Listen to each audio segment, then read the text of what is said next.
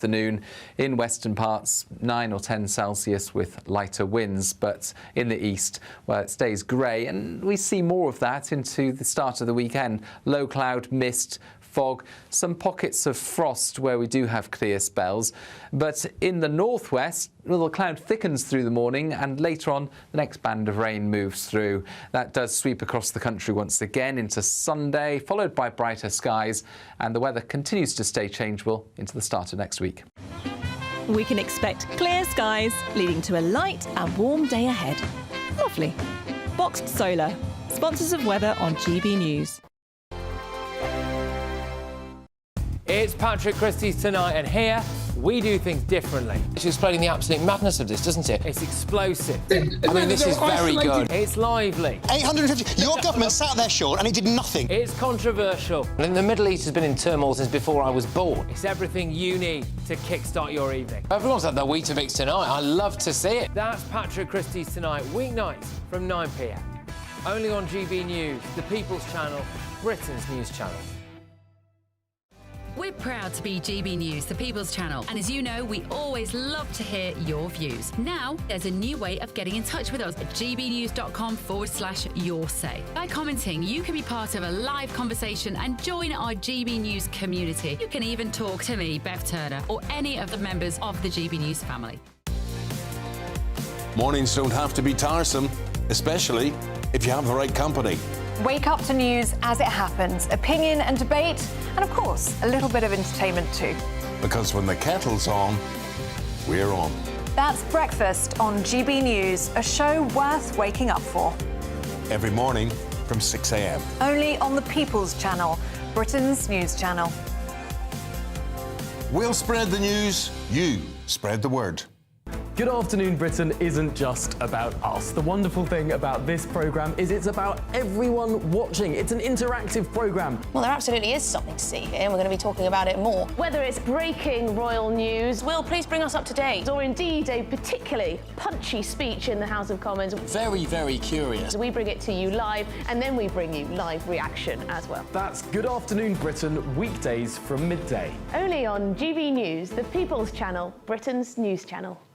If you want your news to be straight talking, this is a nightmare for the Conservatives again. down to earth, It's not just Nottingham where this is happening, is it? and most importantly, honest, Hard-working, middle-class taxpayers, they'll get the book thrown at them. then catch me, Martin Daubney, Monday to Friday, 3 till 6 p.m. on GB News, Britain's news channel. Join me, Camilla Tominey, for a frank and honest discussion with those in power that cuts through the spin and gets to the heart of the issues shaping our nation. You haven't confirmed that you want to stand as leader, but you haven't ruled it out either. This report basically says that he's not fit to stand trial. Is he indecisive? Incompetent? I deliver the dose of reality Westminster needs. That's the Camilla Tominey Show at 9:30 every Sunday on GB News, the People's Channel, Britain's news channel. In the GB Newsroom, we bring you the news as it happens. With our team of dedicated journalists across the UK, We're ready to keep you up to date with what's happening every half an hour, every single day. Bulletins here on GB News, the People's Channel, Britain's news channel.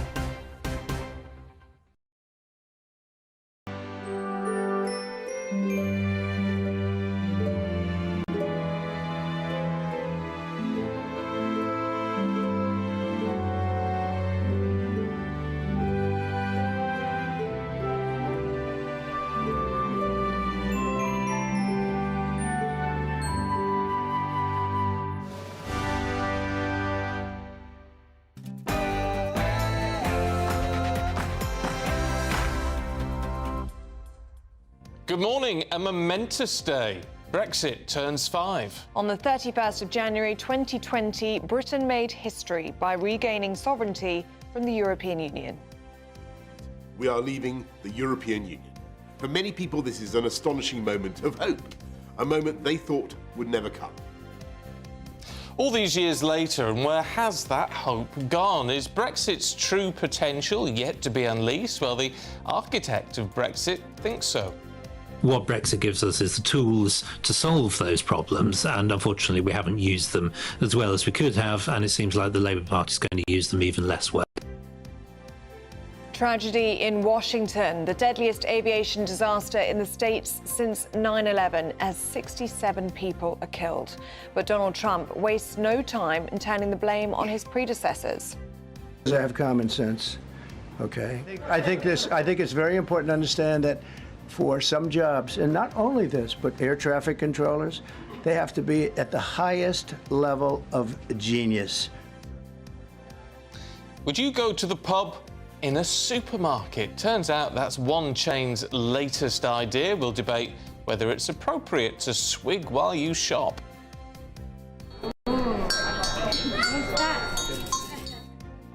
Princess Catherine follows in Diana's footsteps to become patron of Tyre Fan Children's Hospice.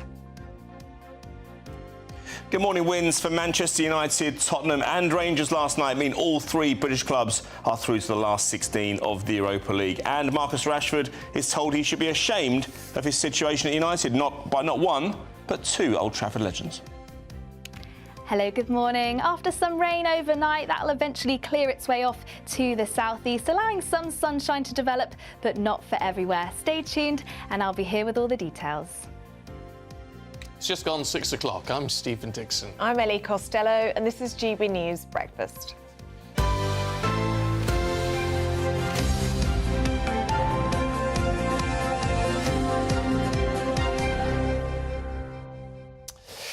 Do you commute? Are you a commuter?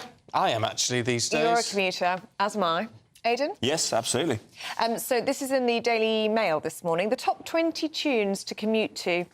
Coming in at number 1. Yes. Eye of the Tiger. I've got the eye of the tiger. No, it's not that song. It's not. No. It is? No, Survivor. There'll be Survivor. How's that one? That's the same. No, you're trying to sing it. Tiger, this thrill of the fight. Oh, different Rising one. up different to one. the challenge of our rival. Well then, coming in It's at from number the 2 Rocky is... film. Yes. Oh, that's from the Rocky film. I'm doing the Glee version. 9 to 5 by Dolly Parton comes in at number 2, and Happy by Pharrell Williams comes in at number 3. Happy? No, I get that. That puts you in a good mood. No, I think all of this would irritate me. Manic Monday by the Bangles would drive me mad. I think all of it would drive me mad. Not one of those songs I want to listen to at 3 a.m. I Want to Break Free by Queen. These are all depressing because it'll make you fed up about going to work. Money for Nothing, Dire Straits. I Will Survive. All these songs are from the 80s, aren't they? Most of them. Yeah. Well, a lot of them apart from Pharrell. Shake It Off, Taylor Swift. You like that one? I do, but not at 3 o'clock in the morning. Maybe it's the time that I'm commuting that's the problem, but I like something tranquil. Depends how you're Silence travelling, is doesn't it? If golden. you're on the, I imagine it'd be different if you're in the car compared to the train, compared to any other way you travel. Very good point. It's a very good point. And if you've got any favourite tunes that you like listening to, I don't know what Ruth Dixie's favourite tune would be back in the day. Well, she wouldn't have been having sort of music on her way to work because she's too old. She's a World War II veteran who's just celebrated her 103rd birthday. Oh. Congratulations to you, Ruth Dixie. She was a former Women's RAF sergeant. She's been asked, as they always do, what is the secret to long life? A daily glass of sherry, she says. I thought it was Guinness. I like her style. So good on her. I love it when people I remember, you say, or, a daily cigarette and a glass of sherry. It always is something like that, isn't it? It's always something that's meant to be bad for you. But congratulations to Ruth Dixie. 103 and one of our World War II heroes, so good on her. Yeah, you often see women saying that, a glass of sherry or a little tipple is the key to a long life, and no men. There's a pattern emerging. Veer off, men, and have a sherry. Veer off, man. That seems to be the advice. Well, there you go. We'll have to ask Ruth. It's not a bad idea. Yeah. Let's be honest. Right, let's look at our top story, because it's 5 years ago today that we sought pastures new and left the European Union under Boris Johnson's leadership. Tonight, we are leaving the European Union. For many people, this is an astonishing moment of hope, a moment they thought would never come. In 2016, when we voted leave, that hope that Johnson speaks of was well and truly alive. Ladies and gentlemen, dare to dream that the dawn is breaking on an independent, united kingdom. Well, can the same be said today? Since leaving, we've had 4 different prime ministers, and pressure on the public have continued to grow. Net migration isn't slowing down, but it's It's done more than the opposite of that, hasn't it? It's absolutely rocketed. With news this week that our population could reach 72.5 million in just 7 years. Well, a YouGov poll this week found that 55% of people now believe it was wrong for the UK to leave the EU. But is the issue Brexit or is it its implementation? Here's what Lord David Frost believes. I hope 5 years from now we'll elect a better government that's more able to take advantage of our Brexit freedoms. So I in my ideal world, we will be a growing, liberalised, deregulated, much more free market economy. Even if that doesn't happen, I think it's very unlikely that we're going back into the EU anytime soon. Under Labour. Under Labour. Right, let's talk to former Conservative advisor Charlie Rowley, who was in the thick of it when all this was kicking off, weren't you? What are we to make of this? Because, I mean, people wanted Brexit. It was a democratic vote. However, people generally seem to be disappointed in what it's delivered.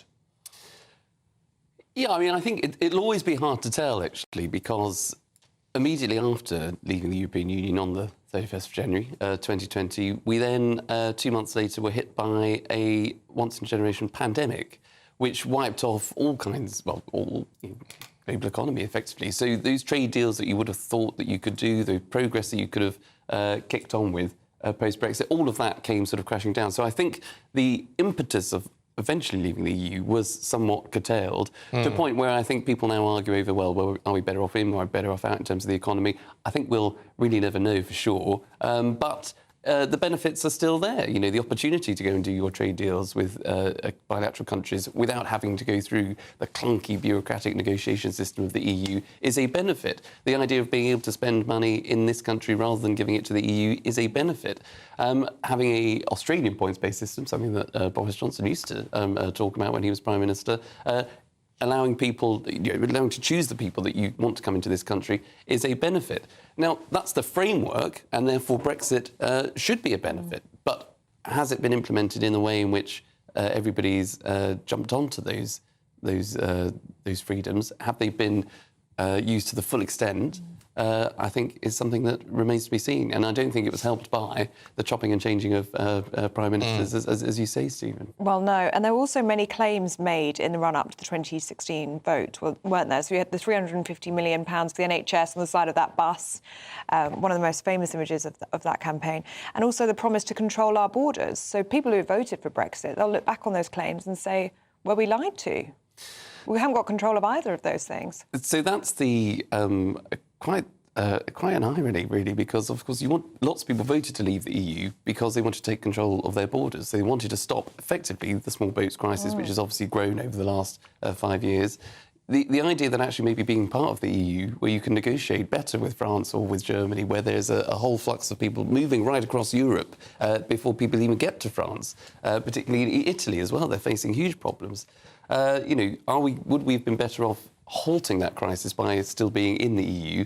I mean, the irony that we've left in the situation seems to have got worse. We'll be lost on those people that are still claiming that we're better off in. But we didn't really have a small boats crisis, did we, pre-Brexit?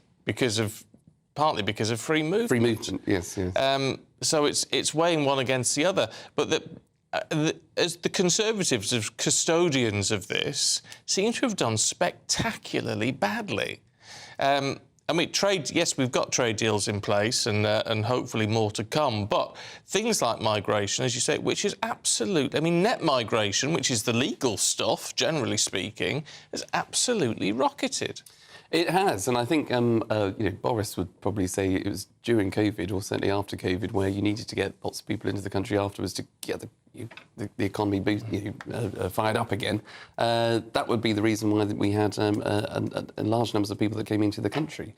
But you're right, the Conservative Party obviously went through a huge, went through huge divisions when it was in government. Theresa May inherited a referendum that had completely divided the party. So it was party management, as well as trying to get a deal that was not accepted by certain parts of the parliamentary party. People resigned. Her government sort of wasn't able to capitalise on it because she never really got behind. I mean, the one problem with Theresa May seemed to be that when she was trying to reach a Brexit deal, she was trying to keep everybody happy, Brexiteers and Remainers, which of course was never going to work. Well, it didn't to a degree. I mean, I remember one of the speeches that she came out to say that, compromise isn't a dirty word. So, she tried to appeal to both wings of the party to say, look, we've got to deliver on this. We've got to get it done. The public won't forgive us if we keep sort of dragging our feet over this. And indeed, having a vote, it does seem remarkable now, having a vote back in 2016 and it not only being delivered until the end of January 2020. And of course, you remember there was delays. There were negotiation rounds that took place where it was supposed to be October, the 31st of October, I think, back in 2018 or 19. But years of government time and, was taken up solely on Brexit because there wasn't really maybe a plan at the end of it, or people had different ideas of what Brexit should look like. And, it was hard to reach an agreement within the wings of the Conservative Party. Do you think this government is unpicking Brexit when you've got the likes of Rachel Reeves saying she's open to the idea of joining the PEM Convention and Keir Starmer talking about working closer with Europe in order to tackle the small boats crisis?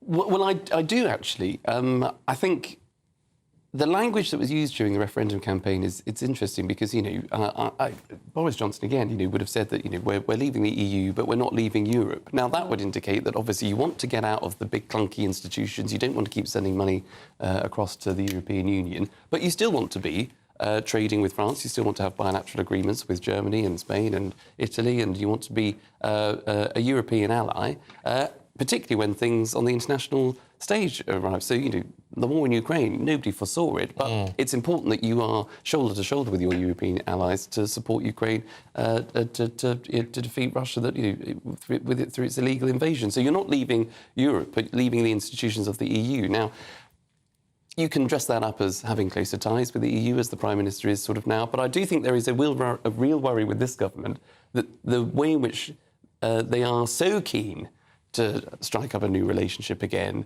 that allows Brexit to be unpicked in particular ways, whether it's joining some sort of common market again, or whether it's agreeing some sort of whatever economic sort of framework they want to set up. I think that could lead to things like free movement again, which is why I think the public have got to be focused, and that's why there has to be an effective opposition to the government to make sure that they're not unlocking Brexit through the back door. OK.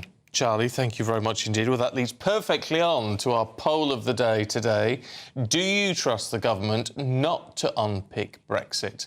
You can have your say by going to gbnews.com/polls or scanning the QR code that you see on your screen now. If you're watching on TV, we'll bring you the final result this afternoon.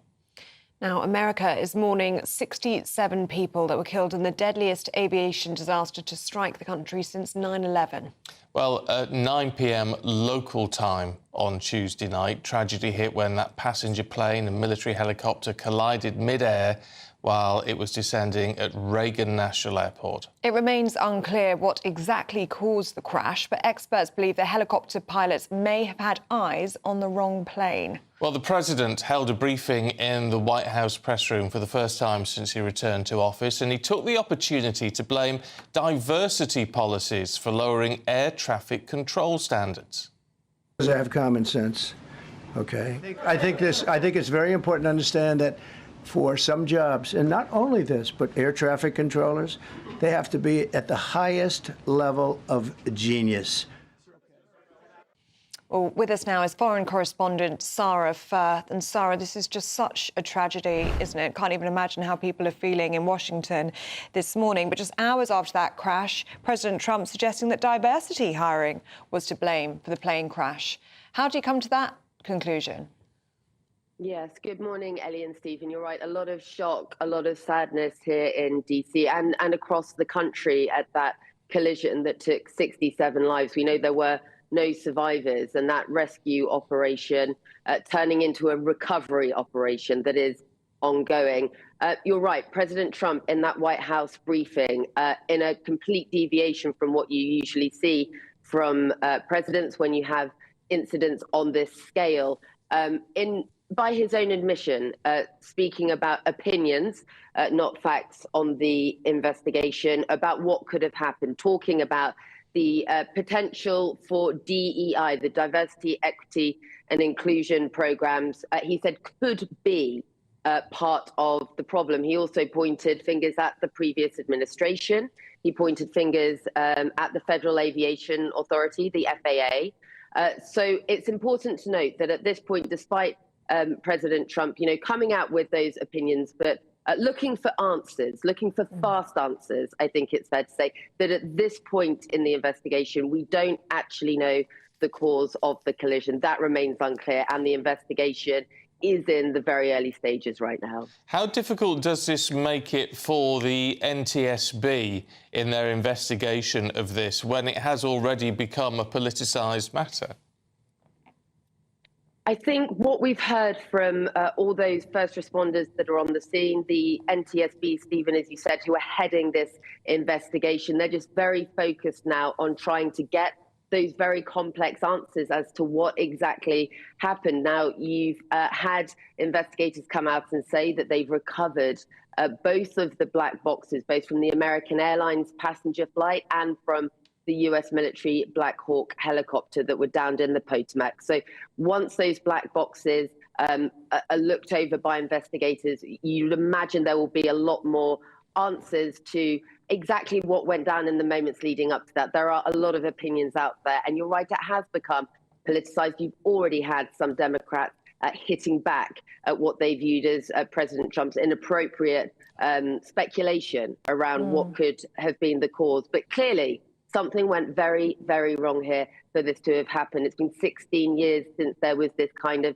air collision with two helicopters in the DC area with two aviation vehicles. So it's a very complex investigation that's underway. But of course, you've got a country in grieving right now, and the families and friends of those victims have been left absolutely devastated by this terrible tragedy. Yeah, and it's right, Sarah, that we keep that at the front of our minds, because 67 people have lost their lives, 67 families who don't have their loved ones coming home to them. And we've got details, haven't we, coming out about some of these passengers on the plane and the lives that they led. We have just heartbreaking details, Ellie. And I mean, among those who were killed, you've got young children, you've got families that have been left behind that have lost their wife and daughter, that have lost their loved ones. And as we're learning more details about that, we're expecting the full flight manifest to be released a little bit later on today with all the names. Some names are being released. And among those victims, we know there were a number of people from an ice skating club in Boston. A number of those people, very young, very talented people. One of the pilots on the American Airlines flight, a very young pilot, 28-year-old pilot with a family left behind. So, look, yes, the families and friends of those who lost their lives, and it was 64 passengers and crew on the American Airlines passenger flight and 3 US military service members on the Black Hawk, those are at the forefront of everyone's minds right now as those questions continue to be asked as to how exactly this could be happen, and very importantly, could it happen again? Are there measures in place to ensure that something like this doesn't happen? But real heartbreak, real shock, real sadness, just all across the country right now. OK, Sarah Firth there for us in Washington. Thank you very much. Right, let's get a check on the weather prospects for you today with Honor.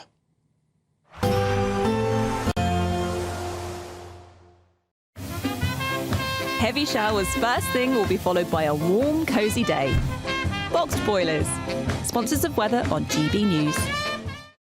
Hello there, good morning. Welcome to your GB News weather update from the Met Office. It's going to be a cloudy day ahead with some mist and also some hill fog, patchy drizzle at times too, but a chance we could start to see some sunshine later, particularly in the west. It's going to be a chilly start. We could see some pockets of frost, particularly across Wales, southwest England, also parts of Scotland, and a rather wet start across the southeast, though eventually we'll see rain petering out here. And for most, it's going to be a largely cloudy day on offer. It should be largely dry, though we can't rule out some drizzle at times, and starting to turn rather breezy across the far northwest. Temperatures around about average, struggling a little bit across Scotland, where we see the thickest cloud. As we head through into the evening, we'll see a mix of cloud and clearer spells, the clearest of conditions across the far southwest of Scotland. Once again, this cloud thick enough to produce some rain and drizzle, mostly across hilly areas. Then a change is going to be on the way from the west, starting to see winds really pick up here, and then later on into the evening, clouds starting to spill in across western parts of Scotland and Northern Ireland. Still plenty of clear skies across Wales and parts of Devon and Cornwall, but for much of the country, it's going to be a rather cloudy end to the day. Once again, could see some drips and drabs of rain and drizzle across hilly areas. Now, it's overnight where we'll begin to see this change from the northwest. Once again, still staying very windy here. Clouds starting to spill in. Also, some outbreaks of rain and drizzle just starting to clip in to western parts of Scotland, Northern Ireland towards the end of the night. For most, it should be largely dry, and where we see the clearest skies, temperatures dropping below zero. So once again, we could see some patchy frost to start the weekend. Now, once again, to start on Saturday, there's still going to be plenty of cloud around, though through the course of the morning into the afternoon, it should start to break away, so we'll start to see some sunshine in places. That's away from the far northwest, though, still plenty of cloud here, and also some more persistent outbreaks of rain by the afternoon. Milder here, though, but elsewhere, temperatures around about average. Bye for now. Expect a warm front, moving from the kitchen right through to the rest of the house. Boxed boilers, sponsors of weather on GB News. Still to come for you, we're going to be reacting to that news that we've lost Marianne Faithfull. But more on her musical legacy next. This is Britain's Newsroom, where your voice matters. It's just astonishing. With expert analysis and honest opinion, we don't just keep you informed. We bring you unique perspectives you won't see anywhere else. Can't argue with any of that. When the news happens, it happens here. On Britain's Newsroom, weekdays from 9:30 a.m. Only on GB News. This is GB News, Britain's news channel. Lately, it's getting much better. The people getting more educated in terms of overall well-being of the skin health rather than temporary aesthetic treatments. Because most of the treatments in aesthetic, it doesn't change the texture of the skin. It just gives like volumetric result or remove the wrinkles temporarily. So what are the most popular treatments that people are after? According to a statistic report, first is anti-wrinkle, then dermal filler, then energy-based device. Yeah. But lately, biostimulators also became very popular. And what do you mean by biostimulators? Biostimulator, any substance that can change the texture of the skin, or like it will lead to postpone the aging process, or proliferate more collagen, increase the elasticity of the skin, such as polynucleotide or exosome, or different vitamins and minerals in the form of mesotherapy considered as a biostimulator. Turkey's a particularly popular destination because the costs are so much lower. There have also been a lot of horror stories about what can happen when things go wrong, even people dying from post-surgery complications. What would you advise people? Choose as a practitioner or surgeon very carefully and never prioritize price over quality. This is your face after all, your body after all. And mistakes can be reversible. It can be irreversible, and sometimes it's not like a booking restaurant or hotel. It's a sensitive matter that can affect their confidence and skin and body for life. So they need to choose very wisely. They need to search what kind of methodology that particular surgeon, they perform the treatments. Are they using any safety tools? GB News, the People's Channel. If you want your news to be straight talking... This is a nightmare for the Conservatives again. Down to earth. It's not just Nottingham where this is happening, is it? And most importantly, honest. Hard-working, middle-class taxpayers, they'll get the book thrown at them. Then catch me, Martin Daubney, Monday to Friday, 3 till 6 p.m. on GB News, Britain's news channel. Headliners on GB News 11 p.m. every night. It's got 3 top comedians going through the next day's newspapers so you don't have to read them, which is great. That's a good point. He's lying. I mean, maybe he's not lying. That's Headliners every night from 11 p.m. and 5 a.m. as well on GB News, Britain's news channel.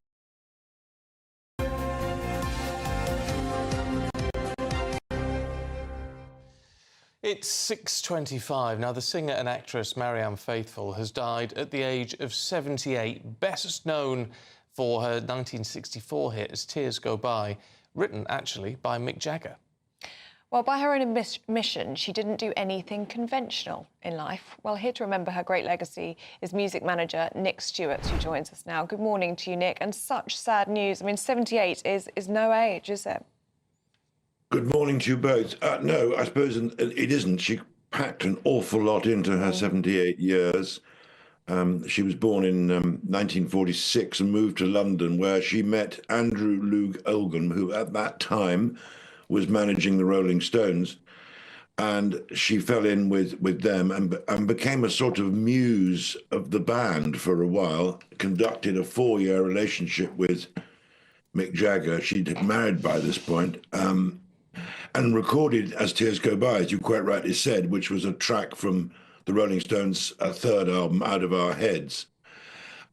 She parted with Jagger after 4 years, and her sort of life slightly spiraled into a desperate state of living on the streets of London. She, by then, was a regular heroin addict, and she got pretty low and discovered the joys of dealing with some pretty seedy side of life. But she came back, and in an absolutely triumphant way, when Chris Blackwell at Ireland Records heard some demos of hers. At that time, Ireland were very much in the forefront of signing interesting singing songwriters. It was a time of Cat Stevens and Tom Waits, Robert Palmer, Steve Winwood, who would actually play on the album. The album was called Broken English, and as a sort of comeback record, it was something of an absolute triumph. She stayed with Ireland for quite a while and made a number of very good records. Kept recording. She worked with all kinds of people like Nick Cave, Brian Eno, Roger Waters, Metallica, Lou Reed. She was also, incidentally, a very fine actress. And in her early days, she was in films with Alain Delon, Oliver Reed, Orson Welles. What is it, Nick, that led her to become such an icon? Is it the music? Is it the character of her, the personality, the slightly troubled edge to her? All three, very neatly summed up. Everybody likes an underdog. What I'm saying is, she fell from grace. She was this beautiful, wonderful-looking girl who seemed to have her life before her. She was an actress. She was, singing, connected with the most popular group of the time, etc. And she disappeared, fell from grace, had a couple of slightly, she had 2 disastrous marriages. Voice was a sort of angelic thing. If you listen to As Tears Go By or Come and See About Me, her voice had a slightly angelic quality to it. That, as her life descended, turned into what you would call a sort of whiskey-soaked voice. And when she came back and sang, the first time a lot of people heard her again was the Ballad of Lucy Jordan, which in fact was quite a big airplay and sales hit. She was almost unrecognizable, but there was an edge to her that people really related to. And her material was always very interesting. She wrote a number of songs across her catalogue with Ireland herself, but she was quite astute at picking her songs as well. So yes, I think people respected what she'd done. She went and played live, not always something that she'd been very completely happy about, but she went and played live, and people warmed to her. I got to know when I was in Ireland, and she was a very warm, lovely person. Oh, well, Nick, thank you so much for paying tribute to her this morning with us. Marianne Faithfull, gone at 78. As you say, it's no age these days. Well, it's not, is it? Of course, you can say she lived life to the full. Yes. And she will always be remembered, that's for certain. Right, let's just tell you, because we're down to the last few hours of your chance to win £50,000, absolutely tax-free. Might be down to the last few hours, but you can still enter. Here's how. It's the final day to see how you could win our biggest cash prize so far. £50,000 in tax-free cash. How would you react if you won? It's such a nice feeling. Just go for it. It's one text, and if I can win, anyone can win. I was on cloud nine. I'd say don't hesitate, do it. For another chance to win £50,000 cash, take cash to 63232. One entry costs £2 plus one standard network rate message. Or text bonus to 63232. 5 entries cost £5 plus one standard network rate message. Go to gbnews.com/win. Entries start from just £2. You can call 0903 681 3232. Calls cost £2 plus your network access charge. Or post your name and number to GB10 PO Box 8690 Derby DE1 9TT. UK only. Entrants must be 18 or over. Lines close at 6 p.m. today. Please check the closing time if listening or watching on demand. Good luck. Yes, good luck. Do stay with us. We're doing sport next with Aidan. We are doing it. We're doing it. We're going through it with Aidan.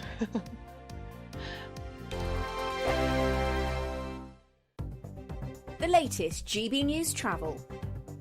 Good morning, I'm Russell Holding. In Perth and Kinross, the A989 is closed in both directions along Tay Street in Perth because of flooding. In Antrim, the A30 is closed each way along Glenavi Road, off Sheepwalk Road in Stonyford because of an accident where a bus hit a fallen tree. And in County Down, the A51 remains closed westbound along Tandragee Road in Guildford because of a fallen tree.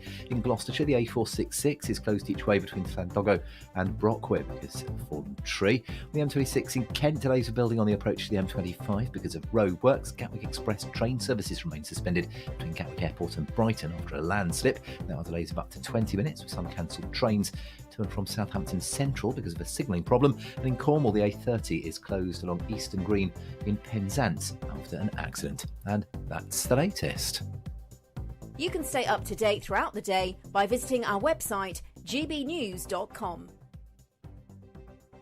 Good Afternoon Britain isn't just about us. The wonderful thing about this programme is it's about everyone watching. It's an interactive programme. Well, there absolutely is something to see here, and we're going to be talking about it more. Whether it's breaking royal news, Will, please bring us up to date. or indeed a particularly punchy speech in the House of Commons, Very, very curious. we bring it to you live, and then we bring you live reaction as well. That's Good Afternoon Britain, weekdays from midday. Only on GB News, the People's Channel, Britain's news channel.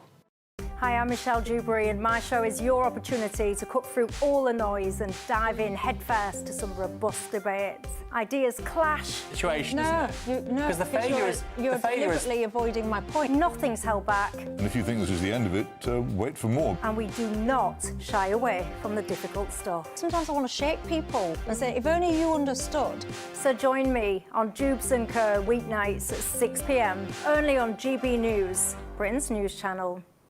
It's Patrick Christys tonight, and here we do things differently. It's explaining the absolute madness of this, doesn't it? It's explosive. I mean, this is very good. It's lively. 850. Your government sat there, Sean, and it did nothing. It's controversial. And the Middle East has been in turmoil since before I was born. It's everything you need to kickstart your evening. Everyone's had their Weetabix tonight. I love to see it. That's Patrick Christys tonight, weeknights from 9 p.m.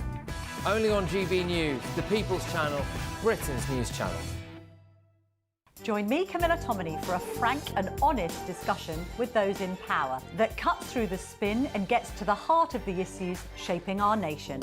You haven't confirmed that you want to stand as leader, but you haven't ruled it out either. This report basically says that he's not fit to stand trial. Is he indecisive?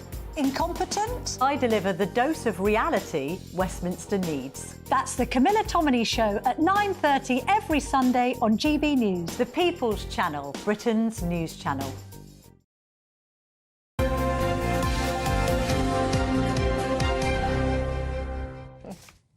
Welcome back. We're looking through the sports now with Aidan. Morning, Aidan. Good morning to you both. Great night for the British clubs. Great night for the British clubs in Europe. Europa League. In the Europa League, exactly. Now, it's not the stellar #1 competition that, of course, is the Champions League, but it's a gateway trophy to whoever takes it seriously. Tottenham needed a win last night, didn't they? 7 without a win in the Premier League. 3 academy players came to their rescue as they beat Elfsborg, the Swedish side, at White Hart Lane, or the Tottenham Hotspur Stadium, as we call it now, by 3 goals to 0. Called White Hart Lane anymore? Because it's changed. New stadium. They knocked down the whole thing and built it. It slightly overlaps the old stadium, the old Prince. So it's still on White Hart Lane? It's still on White Hart Lane, yeah. They just call it the Tottenham Hotspur Stadium. But I think they gave it that glib sort of name because I think eventually they want to try and sell the naming rights. So if you give it a boring name, which doesn't really catch the imagination of the supporters, it's easy for a big blue chip company to come in and take it as their own. When you do naming, the Hewlett-Packard Stadium or something. Interestingly, they were sponsored by Hewlett-Packard in the end of the 90s, so don't rule them out. Big on the pulse. But look, they won last night, and it means they don't have to go through a playoff into the last 16. Manchester United went over to Romania, and they played FCSB, formerly known as Steaua Bucharest, who won the European Cup in 1986 behind the Iron Curtain. They're a bit like Prince, isn't it? You know, he was formerly known as the artist Prince. Formerly known as Prince. Yes, exactly, just a symbol. Squiggle. Yes, he did, and once again, Marcus Rashford didn't travel. 12 games now in a row that he's missed for Manchester United. We'll come to him in a moment because 2 Old Trafford legends have been piling in on him. And a mention for Rangers as well in Scotland, beating Union Saint-Gilloise. Now, Rangers put up a good stand against United the other week without playing particularly well. They got a draw against Tottenham just before Christmas, and they seem to like this competition, finalists back in 2008 and 3 years ago against Eintracht Frankfurt. So overall, a decent night. And the Europa League is proven just a little bit of a lifeline for some of these clubs, actually, because it's a bit of a maligned competition, or has been in the last 10 years or so. But all 3 sides getting through last night, and that's good news for them. Yeah, let's talk about Rashford then, because 2 reasonable men, not known for running their mouths off, Roy Keane and Wayne Rooney, have slammed him. Yeah, they have indeed. So there's a podcast called Stick to Football, which is run by Gary Neville, where players get behind a desk and start talking about the topics of the day. And look, Marcus Rashford hasn't actually come up on that show, given his profile, that much in recent weeks, because I just think that they're mindful of the weight that their comments carry. And Roy Keane said, look, he said, I mean, I'll give you the direct quote. He said, he must be ashamed. I really don't understand it at any level. And he said that if his professionalism is being questioned from the United point of view as well, it doesn't look good, because they're trying to offload him. And bear in mind, he's on £325,000 a week. Even if you persuade a club to take half of that barrier, or half of that burden, rather, until the end of the season, they at least want to know that the player's going to train properly and his standards aren't in question. This is an experienced England international, aged 27. He probably has a market value, when he's playing well, of up to £100 million. Those days seem a long way off now, that 2 years ago season where he scored 30-odd goals. But Wayne Rooney weighed in as well and said, I've actually told him to leave. He needs to get out of the club.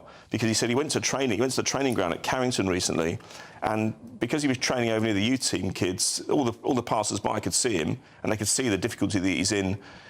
He's basically been exiled from the first team squad by the look of it, and it's very embarrassing for him. So that's the word he used, embarrassing. And the deadline is on Monday at 11 o'clock, and I don't see any serious interest from clubs around Europe unless someone comes in late and gives them a take it or leave it offer, given the problems he's caused. Well, the situation, not necessarily him. How long on his contract? He signed a contract, I think it was 2 years ago. I would have thought that would be a 5-year one.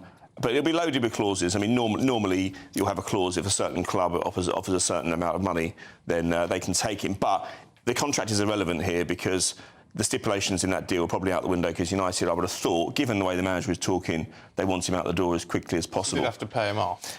They won't have to pay him off, because it depends. If he goes on a loan, which I think is most likely until the summer, and who knows, he might go and have a positive loan.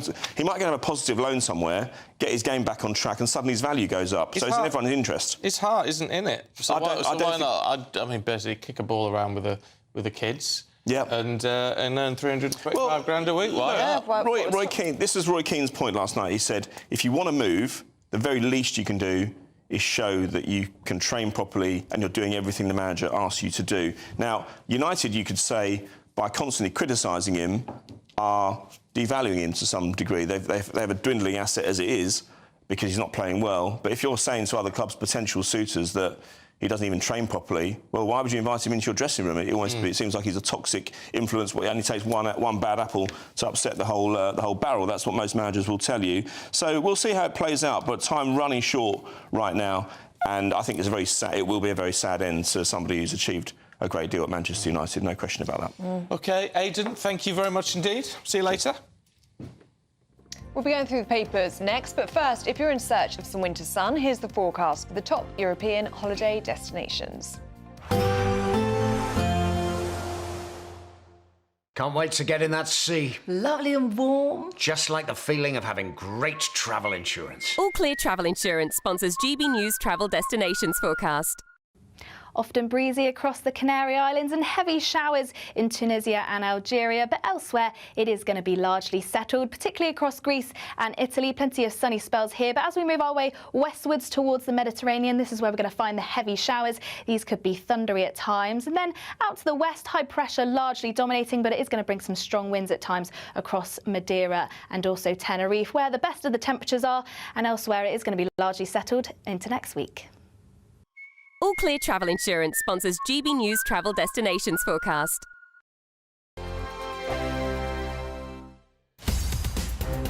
the GB Newsroom, we bring you the news as it happens. With our team of dedicated journalists across the UK, we're ready to keep you up to date with what's happening every half an hour, every single day. Bulletins here on GB News, the People's Channel, Britain's news channel. Lee Anderson's Real World, Fridays from 7 p.m.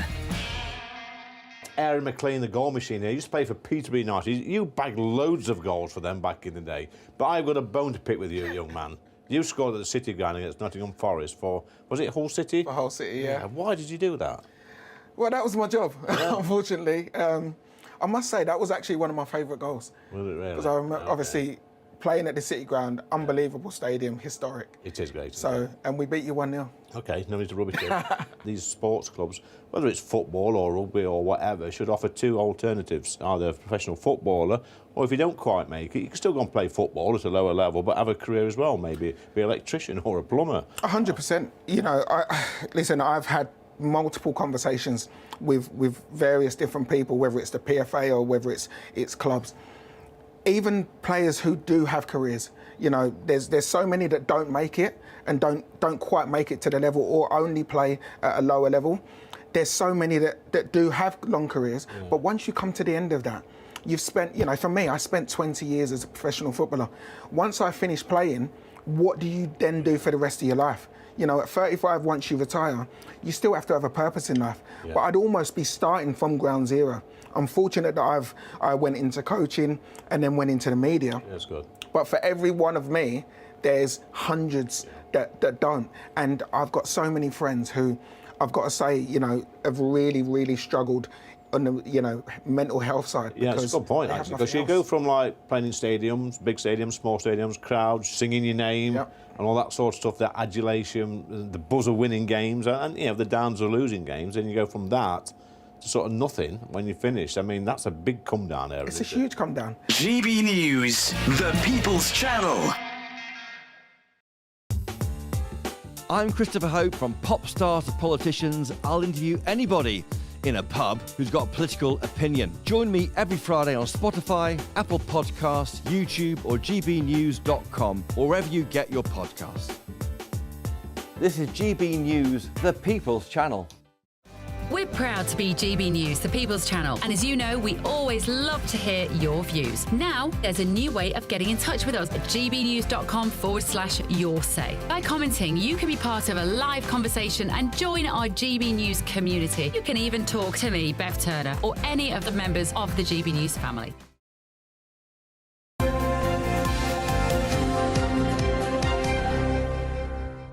6:43, let's see what's in the papers this morning with everyone's favourite husband and wife duo, apart from themselves, Nigel Nelson and Claire Pearsall. Good morning, you two. Morning. Morning. Nigel, The Express saying today we need people to believe in Brexit. This is what Nigel Farage is saying, yes. Although he doesn't actually explain what he's going to do about Brexit. One thing he talks about is to make it work, we need a trade deal with America.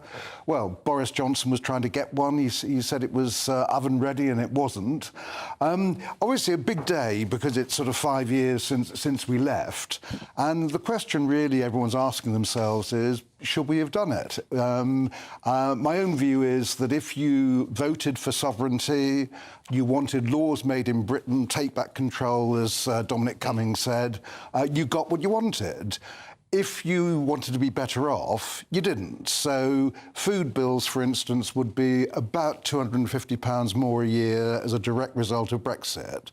Food has gone up quite a lot anyway, by about a quarter in the last 5 years. But we haven't milked it, have we? This is a problem. We haven't milked it for all it's worth. No, we haven't. We got the result that 17.4 million people voted for, but the reasons for voting for it were very, very different. I think how it has been executed has been the issue. And we've had a number of Conservative prime ministers, which didn't help the situation. You've got a divided party at the time, couldn't decide on which version of Brexit they wanted. So I think the execution has made this not work in the way that it should have done, and it is a massive disappointment. And I think we've now got a Labour government who are looking very, very hard at how they're going to unpick it, how they're going to cherry-pick. Don't pull faces at me, because they absolutely are. This reset with the EU and a resetting of a relationship means Brexit. Closer. Yes, it absolutely does. You've got the Chancellor suggesting that she wants better relationships, better trade deals, looking at the single market and things like that. That's just eroding what Brexit actually is. But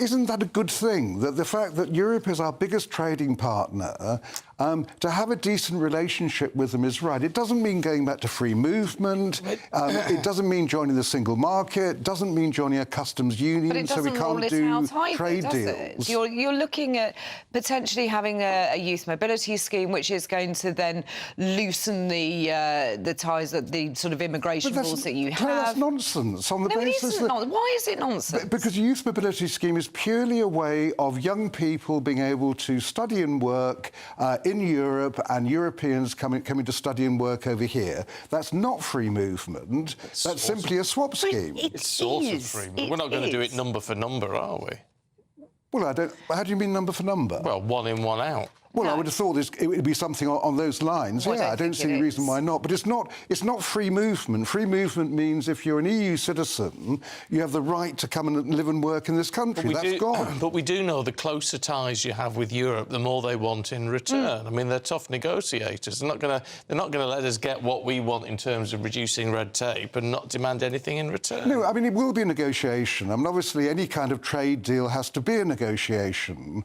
But it doesn't mean returning to the EU, that just resetting our relationship with them is to make things easier. It's simple things like how you actually get goods across borders easily.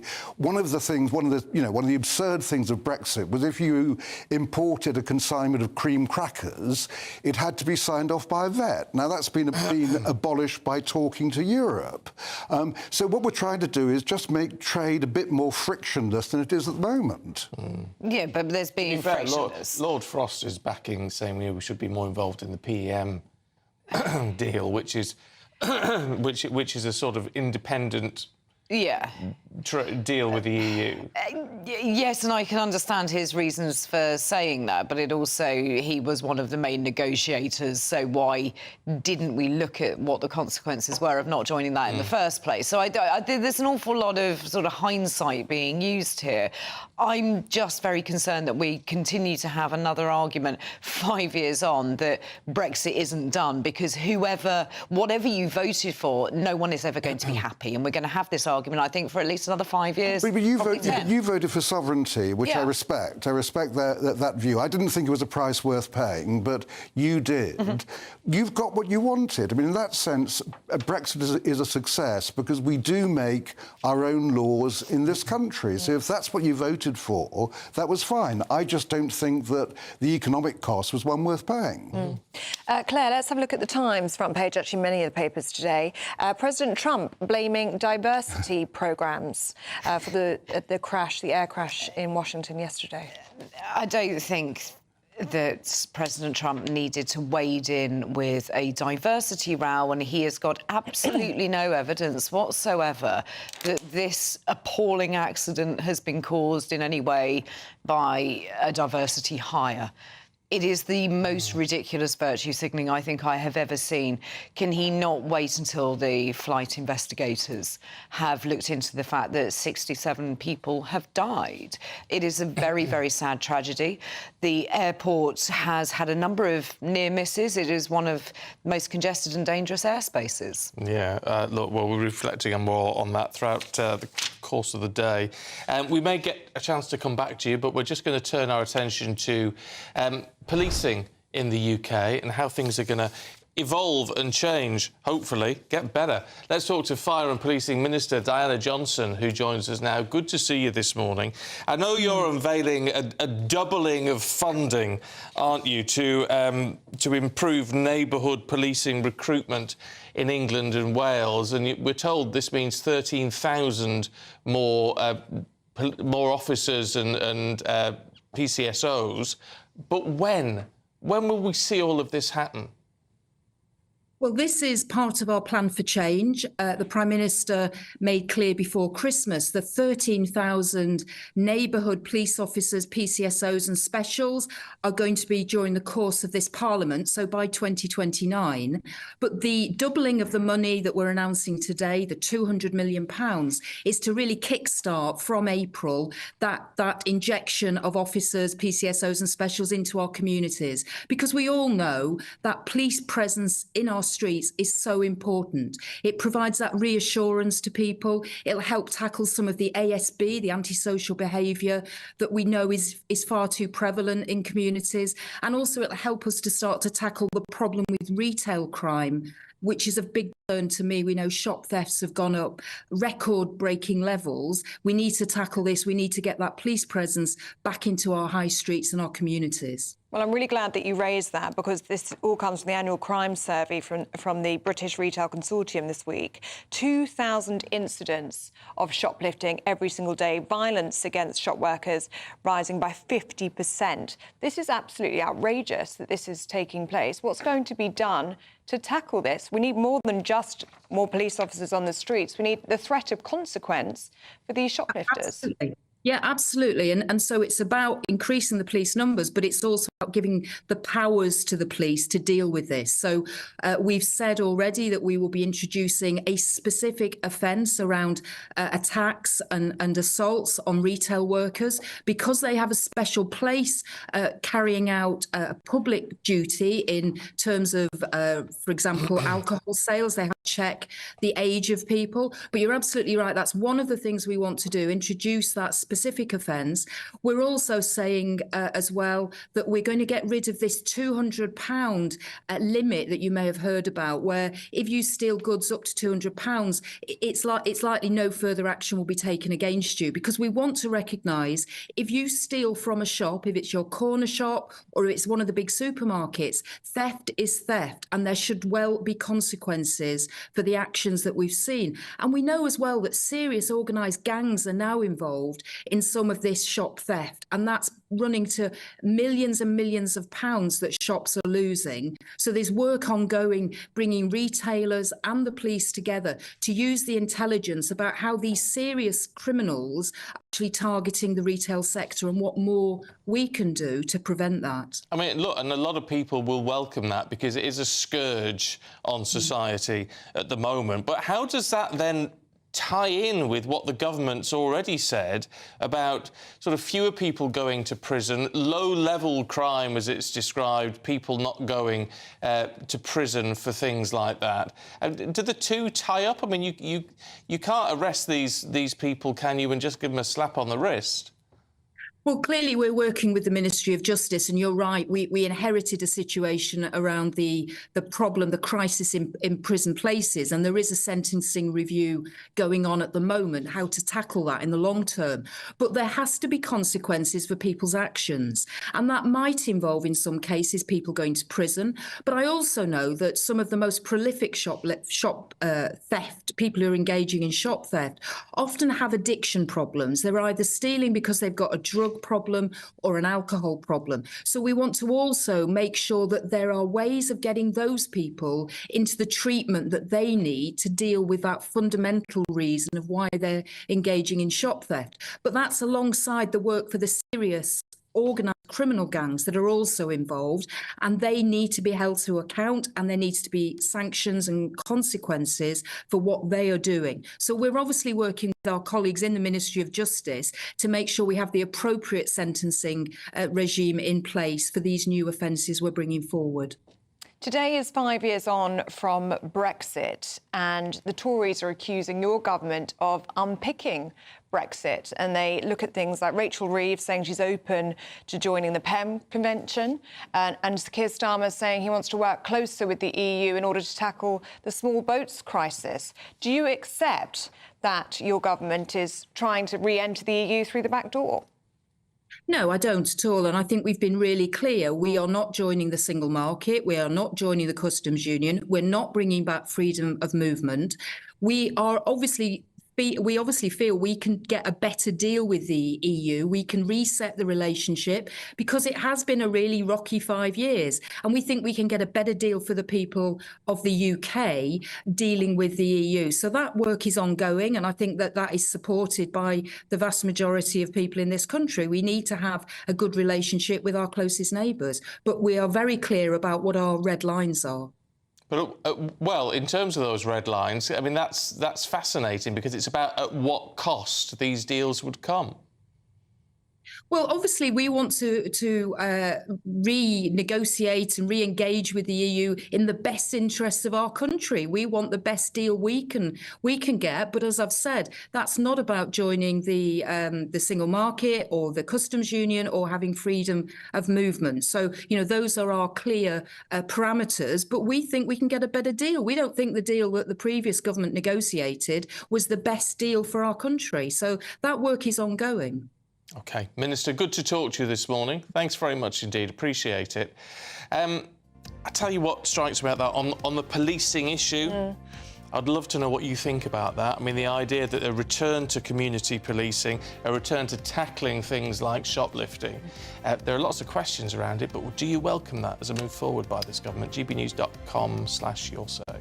Do stay with us. We'll be back in the next few minutes. The latest GB News travel. Good morning, I'm Russell Holding. In Perth and Kinross, the A989 is closed each way along Tay Street in Perth because of flooding. In Antrim, the A30 is closed each way along Glenabbey Road in Stonyford after a bus hit a fallen tree. In County Down, the A51 remains closed westbound along Tandragee Road in Guildford because of a fallen tree. Now eastbound's reopened. In Gloucestershire, the A466 is closed each way because of a fallen tree between Llandoggo and Brockweir. On the M25 in Essex, the outside lane's closed anti-clockwise at junction 26 at Waltham Abbey after an accident in the roadworks and queues towards there. On the M26 in Kent, it's taking 20 minutes in queues approaching the M25 because of roadworks. And in Cornwall, the A30 is closed in both directions and on Eastern Green off the Cheyenne roundabout in Penzance after an accident. Diversions via Gelbert Way. And that's the latest. You can stay up to date throughout the day by visiting our website, gbnews.com. This is the final week to grab your chance to win our biggest cash prize so far, £50,000 in tax-free cash. How would you react if you won? We won 25,000. I'd say don't hesitate, do it. If you're not in it, you've got no chance of winning it. Don't miss out as lines close on Friday. For another chance to win, text cash to 63232. One entry costs £2 plus one standard network rate message. Or text bonus to 63232. 5 entries cost £5 plus one standard network rate message. Go to gbnews.com/win. Entries start from just £2. You can call 0903 681 3232. Calls cost £2 plus your network access charge. Or post your name and number to GB10 PO Box 8690 Derby DE1 9TT. UK only. Entrance must be 18 or over. Lines close at 6 p.m. on the 31st of January. Please check the closing time if listening or watching on demand. Good luck. Join me, Nana Akwe, for an informative, interactive news programme with a difference. It's fun. No, he didn't say that, though. I'm so surprised. I think there's an element of truth to that. Join me from 3 p.m. every weekend, only on GB News, Britain's news channel. If you want your news to be straight talking... This is the nightmare for the Conservatives again. Down to earth. It's not just Nottingham where this is happening, is it? And most importantly, honest. Hard-working, middle-class taxpayers, they'll get their book thrown at them. Then catch me, Martin Daubney, Monday to Friday, 3 till 6 p.m. on GB News, Britain's news channel. This is Britain's Newsroom, where your voice matters. It's just astonishing. With expert analysis and honest opinion, we don't just keep you informed. We bring you unique perspectives you won't see anywhere else. Can't argue with any of that. When the news happens, it happens here. On Britain's Newsroom, weekdays from 9:30 a.m. Only on GB News.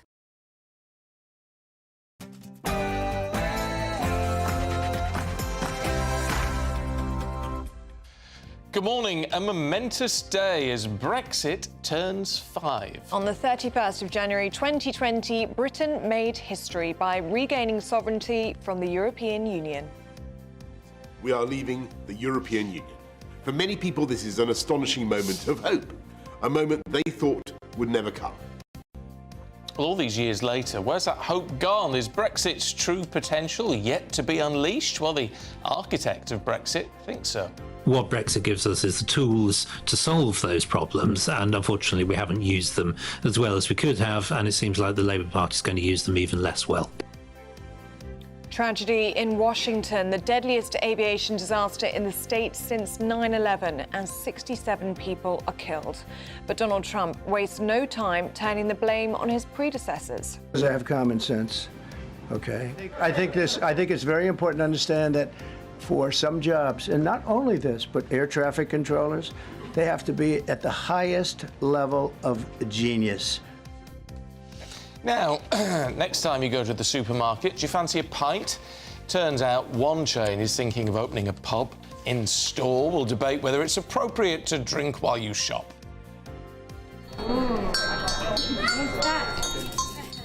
Princess Catherine follows in Diana's footsteps to become patron of Ty Hafan Children's Hospice.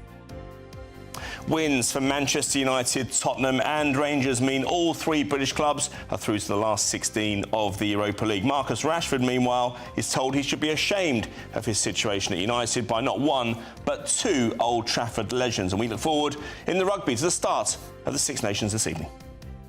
Hello, good morning. After some rain overnight, that'll eventually clear its way off to the southeast, allowing some sunshine to develop, but not for everywhere. Stay tuned and I'll be here with all the details. It's just gone 7 o'clock. I'm Stephen Dixon. I'm Ellie Costello and this is GB News Breakfast.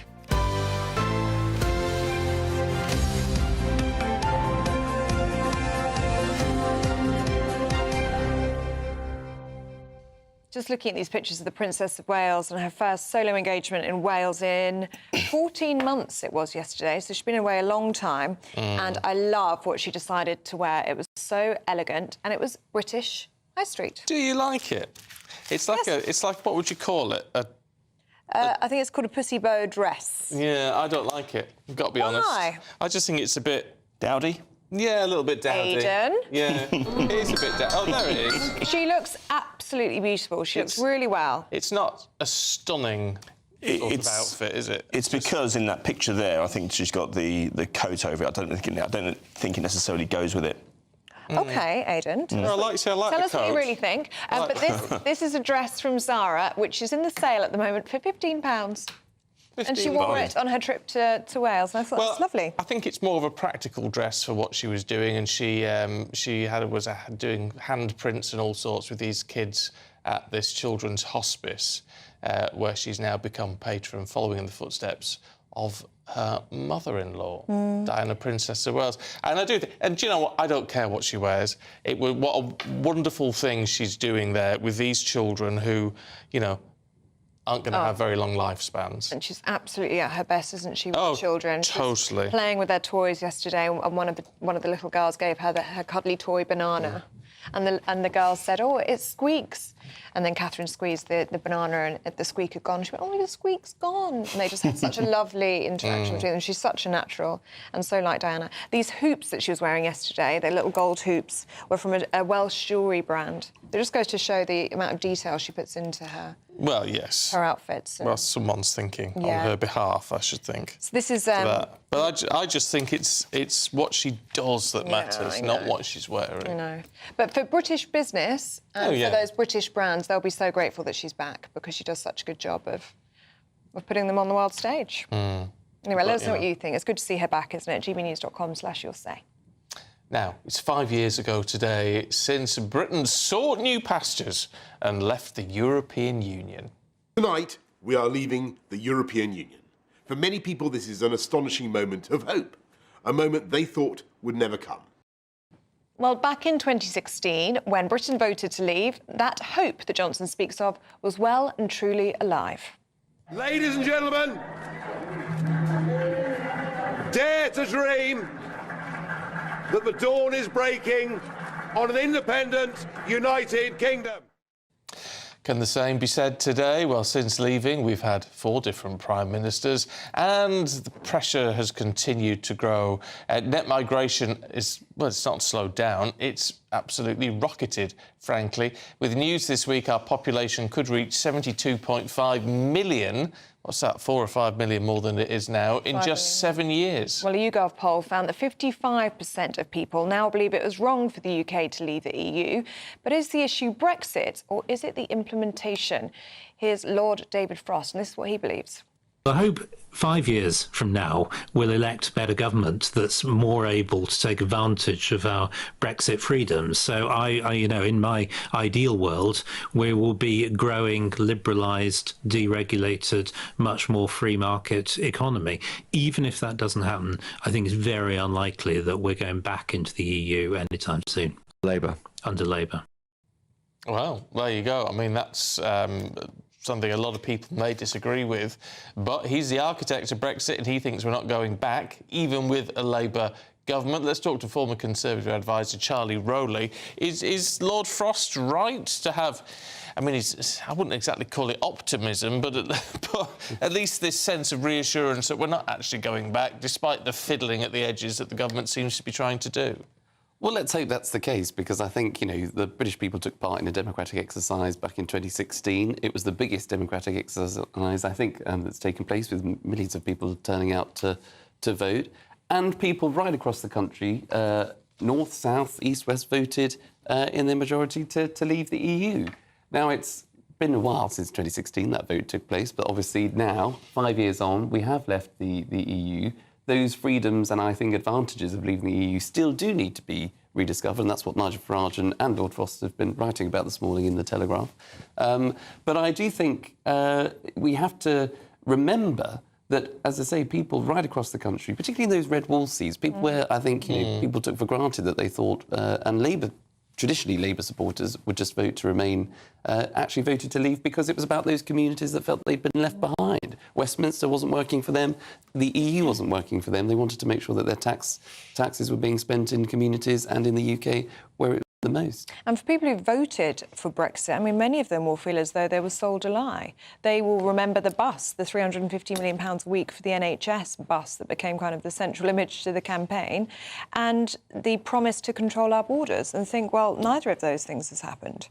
And I think that's absolutely right. And I think, look, the public will look over the last 5 years and look at, during those Conservative government years of chopping and changing of prime ministers, where there wasn't necessarily a clear direction of travel, where Brexit hadn't been achieved, all of that bandwidth was taken up debating what kind of Brexit it should be, rather than actually focusing on the issues that are at hand, such as bringing down immigration. Obviously that was central to the Leave campaign. That was central to what people wanted, which is taking back control of your money, your borders and your laws. And I think whilst the government might have been able, successive governments have been able to say, well, look, we can cut taxes, we can do our own trade deals, we can make our own laws, but the fundamental part of leaving the EU that many people voted for on keeping our border safe and getting those numbers down hasn't been materialised. In fact, it's gone in the opposite direction. Do we need almost a sort of Trumpian, ham-fisted go at this. I mean, Boris did very well in 2019,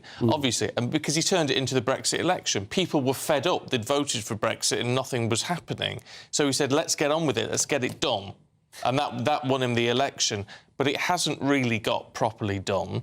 Does this leave scope now for someone, and I guess you're looking at someone like Farage, who says, right, it might be tough, it might be hard, but we're going to actually crack on with this, crack this nut, get it sorted? Definitely, because I think, there's two ways of looking at this. I think one is, if you go back to the referendum vote, and, people thought that the world had caved in, but people still got up, they still went to work the next day. On the 24th of June, the wheels kept turning. The UK economy still, functions. We are still, we did even better actually since leaving the EU as the fastest growing economy in the G7. So things still happen if you are optimistic and alive to it, but determined and strong to see it through. And I think you're absolutely right. If you compare Boris and Nigel, they clearly had a vision for Brexit. It might differ, it might not be totally concluded, but they understood and recognised and captured the mood of the nation. People did feel that they'd been left behind and there was too much money going to the EU and we didn't have control of our own laws. But they took that as an advantage and took that as a positive to say, right, come on, we're the United Kingdom. We should be up, up for it. And we can do things as a free and independent nation. That should be something that we should be proud of and something that we should champion. If you come at it with that perspective, which I think Nigel and Boris does, then of course you encapsulate the mood of people and can get them on side. If you are more perhaps technocratic about it and, you're not quite sure whether that moving one chess piece here is going to impact on our relationship there, and if you don't actually seize the moment and talk up the country and talk about the confidence of our nation, then I think that's where people start to lose faith and trust in the Brexit process. So I think that's why, you're absolutely right, I think that's why Reform are doing well in the polls, because of the optimism and the Trumpian type approach that Nigel takes. Yeah, I think that's really interesting, because whether you agree with Nigel, whether you agree with Donald Trump, for example, you don't have to agree with him on anything or all of it.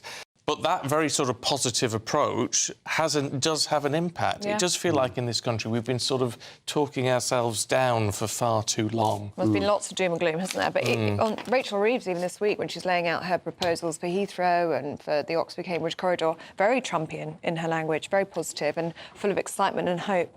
Wonder if Donald Trump is having an influence.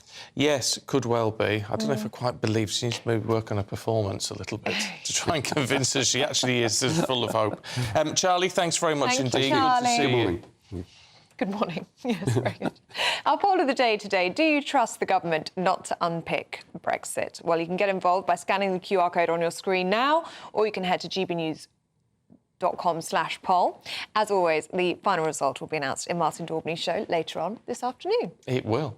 Now, let's turn our attention to America. Well, we now know 67 people were killed in that aviation disaster Wednesday night their time.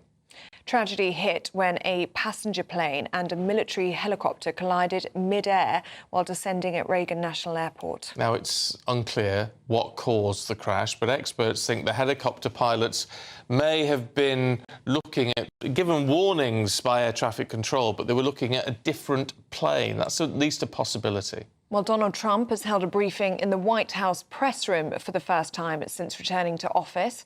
In it, he called for an end to DEI hirings. Let's take a listen. I have common sense, okay? I think it's very important to understand that for some jobs, and not only this, but air traffic controllers, they have to be at the highest level of genius. Well, earlier we spoke to foreign correspondent Sarah Firth. Right, a lot of shock, a lot of sadness here in DC and across the country at that collision that took 67 lives. We know there were no survivors, and that rescue operation turning into a recovery operation that is ongoing. You're right, President Trump in that White House briefing, in a complete deviation from what you usually see from presidents when you have incidents on this scale.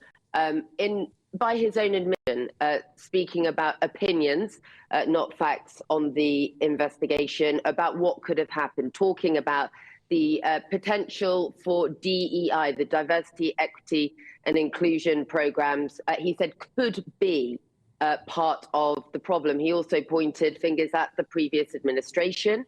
He pointed fingers at the Federal Aviation Authority, the FAA.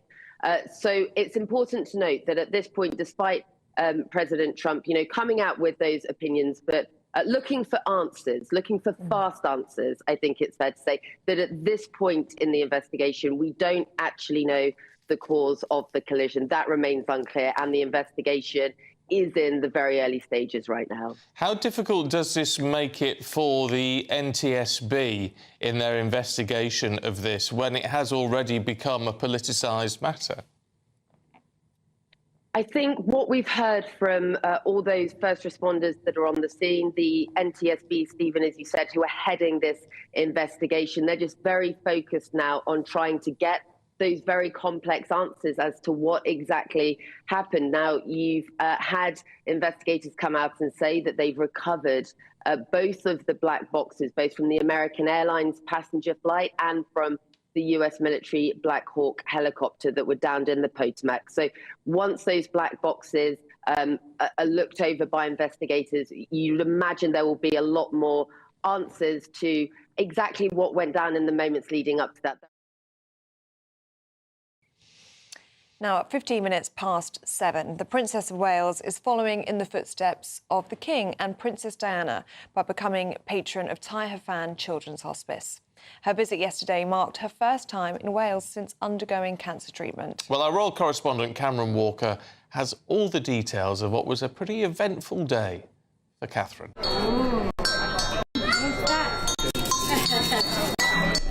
Of Wales joining in a special music therapy session at Tai Hafan Children's Hospice, Cardiff.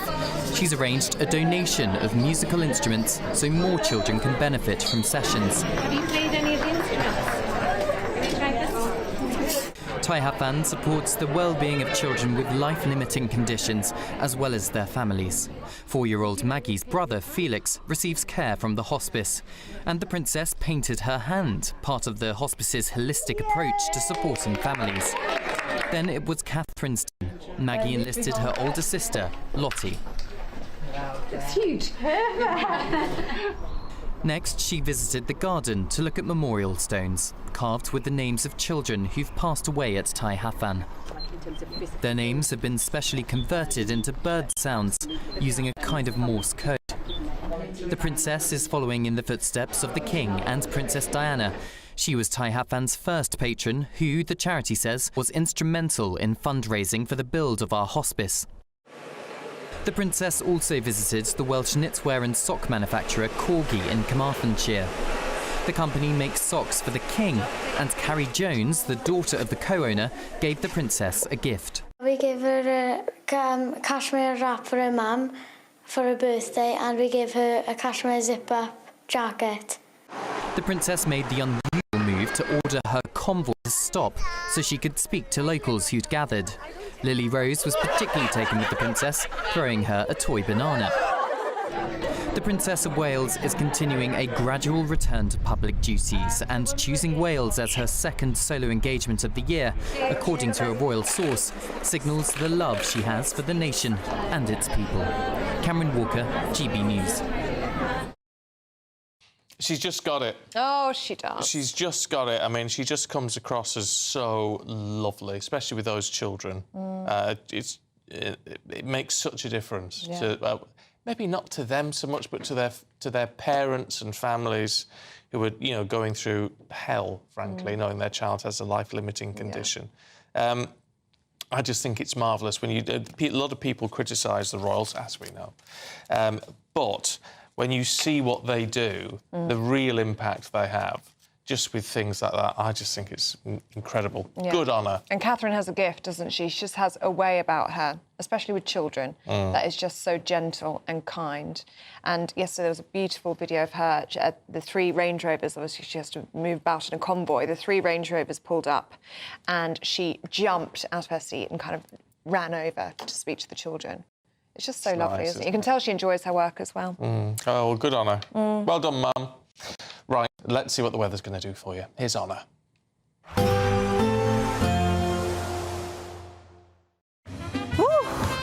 A chilly start will give way to a lovely, warm afternoon. Boxed heat pumps, sponsors of weather on GB News. Hello there, good morning. Welcome to your GB News weather update from the Met Office. It's going to be a cloudy day ahead with some mist and also some hill fog, patchy drizzle at times too, but a chance we could start to see some sunshine later, particularly in the west. It's going to be a chilly start. We could see some pockets of frost, particularly across Wales, southwest England, also parts of Scotland, and a rather wet start across the southeast, though eventually we'll see rain petering out here. And for most, it's going to be a largely cloudy day on offer. It should be largely dry, though we can't rule out some drizzle at times, and starting to turn rather breezy across the far northwest. Temperatures around about average, though struggling a little bit across Scotland where we see the thickest cloud. As we head through into the evening, we'll see a mix of cloud and clearer spells, the clearest of conditions across the far southwest of Scotland. Once again, this cloud thick enough to produce some rain and drizzle, mostly across hilly areas. Then a change is going to be on the way from the west, starting to see winds really pick up here, and then later on into the evening, clouds starting to spill in across western parts of Scotland and Northern Ireland. Still plenty of clear skies across Wales and parts of Devon and Cornwall, but for much of the country, it's going to be a rather cloudy end to the day. Once again, could see some drips and drabs of rain and drizzle across hilly areas. Now it's overnight where we'll begin to see this change from the northwest. Once again, still staying very windy here. Clouds starting to spill in. Also some outbreaks of rain and drizzle just starting to clip in to western parts of Scotland, Northern Ireland towards the end of the night. For most, it should be largely dry, and where we see the clearest skies, temperatures dropping below zero. So once again, we could see some patchy frost to start the weekend. Now, once again, to start on Saturday, there's still going to be plenty of cloud around, though through the course of the morning into the afternoon, it should start to break away, so we'll start to see some sunshine in places. That's away from the far northwest, though, still plenty of cloud here, and also some more persistent outbreaks of rain by the afternoon. Milder here, though, but elsewhere, temperatures around about average. Bye for now. A nice bright morning will generate a lovely warm day, right through to the evening. Boxed Solar, sponsors of weather on GB News. Now, there are just a few hours left in our biggest ever Great British giveaway. An incredible £50,000 up for grabs, totally tax-free. You can spend it how you like, so make sure you don't miss out. It's the final day to see how you could win our biggest cash prize so far. £50,000 in tax-free cash. How would you react if you won? It's such a nice feeling. Just go for it. It's one text, and if I can win, anyone can win. I was on cloud nine. I'd say don't hesitate, do it. For another chance to win £50,000 cash, text cash to 63232. One entry costs £2 plus one standard network rate message. Or text bonus to 63232. 5 entries cost £5 plus one standard network rate message. Go to gbnews.com/win. Entries start from just £2. You can call 0903 681 3232. Calls cost £2 plus your network access charge. Or post your name and number to GB10 PO Box 8690 Derby DE1 9TT. UK only. Entrants must be 18 or over. Lines close at 6 p.m. today. Please check the closing time if listening or watching on demand. Good luck. Now, do you fancy popping to the pub, grabbing a quick pint, when you're actually in the supermarket? Sounds weird, but it may be happening. We'll debate it next. Hi, I'm Michelle Dewberry, and my show is your opportunity to cut through all the noise and dive in headfirst to some robust debates. Ideas clash. Situation, isn't it? Because the failure is you're deliberately avoiding my point. Nothing's held back. And if you think this is the end of it, wait for more. And we do not shy away from the difficult stuff. Sometimes I want to shake people and say, if only you understood. So join me on Dubes & Co. weeknights at 6 p.m. only on GB News, Britain's news channel. Good Afternoon Britain isn't just about us. The wonderful thing about this programme is it's about everyone watching. It's an interactive programme. Well, there absolutely is something to see here, and we're going to be talking about it more. Whether it's breaking royal news, Will, please bring us up to date, or indeed a particularly punchy speech in the House of Commons. Very, very curious. We bring it to you live, and then we bring you live reaction as well. That's Good Afternoon Britain, weekdays from midday. Only on GB News, the People's Channel, Britain's news channel. Headliners on GB News 11 p.m. every night. It's got 3 top comedians going through the next day's newspapers so you don't have to read them, which is great. It's a good point. He's lying. I mean, maybe he's not lying. That's Headliners every night from 11 p.m. and 5 a.m. as well on GB News, Britain's news channel.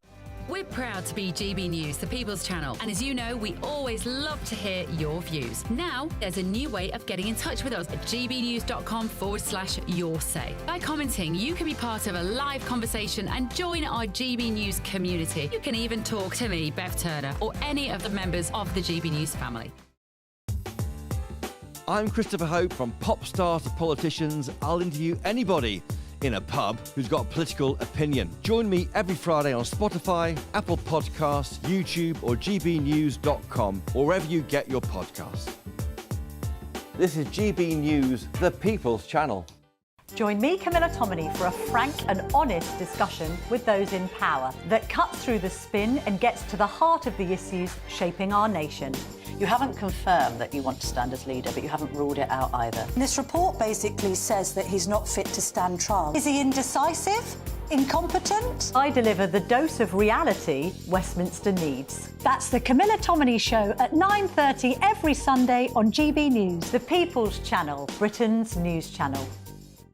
Hi, I'm Michelle Dewberry, and my show is your opportunity to cut through all the noise and dive in headfirst to some robust debates. Ideas clash. Situation, isn't it? Because the failure is... You're deliberately avoiding my point. Nothing's held back. And if you think this is the end of it, wait for more. And we do not shy away from the difficult stuff. Sometimes I want to shake people and say, if only you understood. So join me on Dubes & Co. weeknights at 6 p.m, only on GB News, Britain's news channel.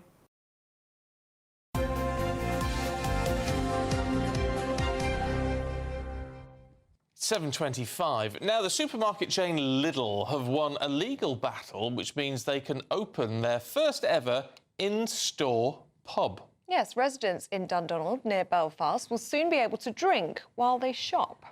Do you think they'd sort of carry it around? Is there going to be like a pint glass holder in the supermarket trolley? Well, stop. I think that would be a bit far. I don't know. Is it a dream or a nightmare? What do you think? Let's talk to the author of I'm Never Drinking Again, Don McGregor, and in Surrey, broadcaster Lizzie Cundy. Morning to you both. Lizzie, why do I imagine you would like this? Oh, well, I think this is a genius idea. It's going to bring the joy back into the supermarket shop. I mean, none of us like to do it, let's be honest. But we can go, it can make it an experience. You know, and you always have your partner there with you, dragging their feet, not wanting to be there. They can wait in the pub. You can do a bit of a shop, vice versa. I think it's a genius idea. It's been done before abroad in Spain and the USA, and it works a treat. It's going to make people want to spend more. I think Lidl are adding a service and more jobs. I mean, let's look at the economy at the minute. It's on its knees. This is going to make people spend more money and enjoy themselves while doing it. I think it's brilliant. OK, Dom, do you think it's genius? Well, I actually love the weekly shop, so I think we might differ a little bit there. I think it's a little bit desperate. I think if you look at Lidl versus Aldi especially, Lidl is losing the market share debate, and to go in and try and put a pub in there is now desperation to get people to spend more and actually come to it rather than actually focus on the core products of the supermarket. So for me, it sounds a little bit desperate and a bit irresponsible as well when you factor in that a lot of people drive to a lot of retail parks where Lidl is. So actually you're encouraging things like drunk driving rather than actually, as you said there, Lizzie, leaving someone or your partner or your husband in the pub. Actually, a lot of people go and do the shop by themselves. Yeah, that's true, Lizzie. Well, no, let's be honest. Pubs have car parks. People are going to drive responsible. People do drive to the pubs. You're going to be obviously careful. But what's wrong? You're a bit of a Debbie Downer, I've got to say. Having a little drink, put you in the mood. You're probably going to spend more. It's going to be great for the economy and just what we need at the minute. And you can meet your friends afterwards, have a little drink, make an experience rather than just going around on a shopping trial with your trolley, rather boring that we all know. I think Lidl are brilliant to do this. It's going to bring more people into Lidl. It's basically a man crash, isn't it? Well, not necessarily. I know many of my girlfriends who like a little tipple, and it might warm them up. And I think if you've had a little glass of Prosecco, you might go in and spend a bit more in Lidl, and I think it's brilliant. And why not? Come on, we've had such gloom and doom. Rachel Reeves from Accounts, this is going to encourage people back into the supermarket and make a bit of a day of it. There's no harm in it as long as you drive responsibly. And there are other ways to get to the supermarket. You don't have to drive. Oh, no. Well, Dom, you like the weekly shop. Do you want to make a day of it? Yeah, I love it, but not that much. And I think, Lizzie, look, your point around spending in the economy is important, but actually it's irresponsible spending. How many people make good decisions when they're drunk? Not many people. So actually you're encouraging people to spend what money is tight at the moment on irresponsible things, and making decisions drunk is actually not the best thing to do. So I get your point around the economy, but actually not irresponsibly. A bit tiddled. I don't agree with that. I've done some of my best decisions being a little bit tiddled. And they say, don't go to the supermarket hungry. Far better, have a little drink. Everyone will be happier. You won't have those checkout rows. Everyone will be in a great mood. And, if your partner's getting on your nerves, just send him, across the way to the pub. Look, other places do it already. It's a huge hit. And I think Lidl are genius to do it. And I can't wait to go. In fact, I've got my Prosecco already waiting with my breakfast. I might go to Lidl.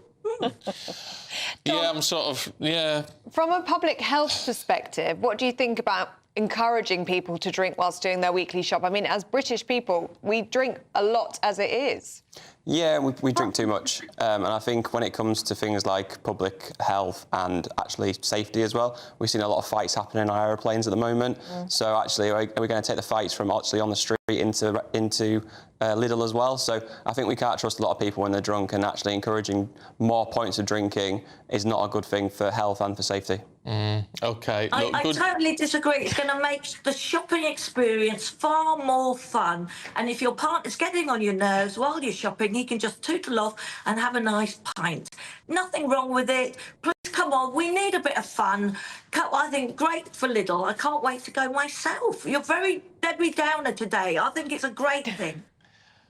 Well, have you been on the Prosecco already, Lizzie? I don't know.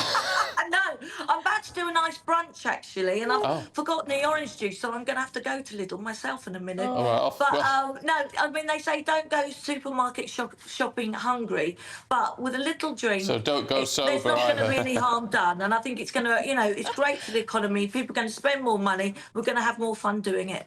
OK. Dom, Lizzie, thank you very much indeed. Thank you. I enjoyed that. Thank you very much, you two. Oh, yes. dear. Don't know what to think.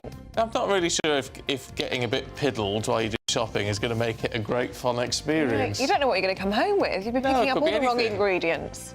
Yes. For me, it wouldn't be a very good idea. No. But if you want a pint, fine. I just sort of see why it has to be in the supermarket. Whilst doing a weekly shop. Well, let us know what you think. gbnews.com/you'll-say. Is it a good idea or not? I'm just surprised Lizzie Cundy is quite so excited about it.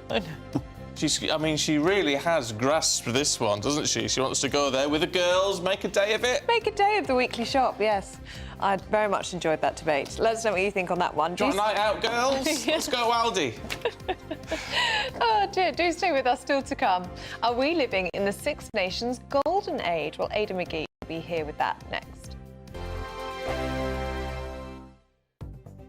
The latest GB News travel. Good morning, I'm Russell Holding. In Perth and Kinross, the A989 is closed in both directions along Tay Street in Perth because of flooding. In Antrim, the A30 is closed each way along Glenabbey Road off Sheepwalk Road in Stonyford after a bus hit a fallen tree. In County Down, the A51 remains closed westbound along Tandraby Road in Guildford because of a fallen tree. In Gloucestershire, the A466 is closed each way because of a fallen tree between Llandoggo and Brockwere. In Derbyshire on the A38, there's a lane closed southbound where someone's broken down just after the A516 in Derby, causing delays. On the M26 in Kent, it's taking nearly half an hour, and queues approaching the M25 because of roadworks.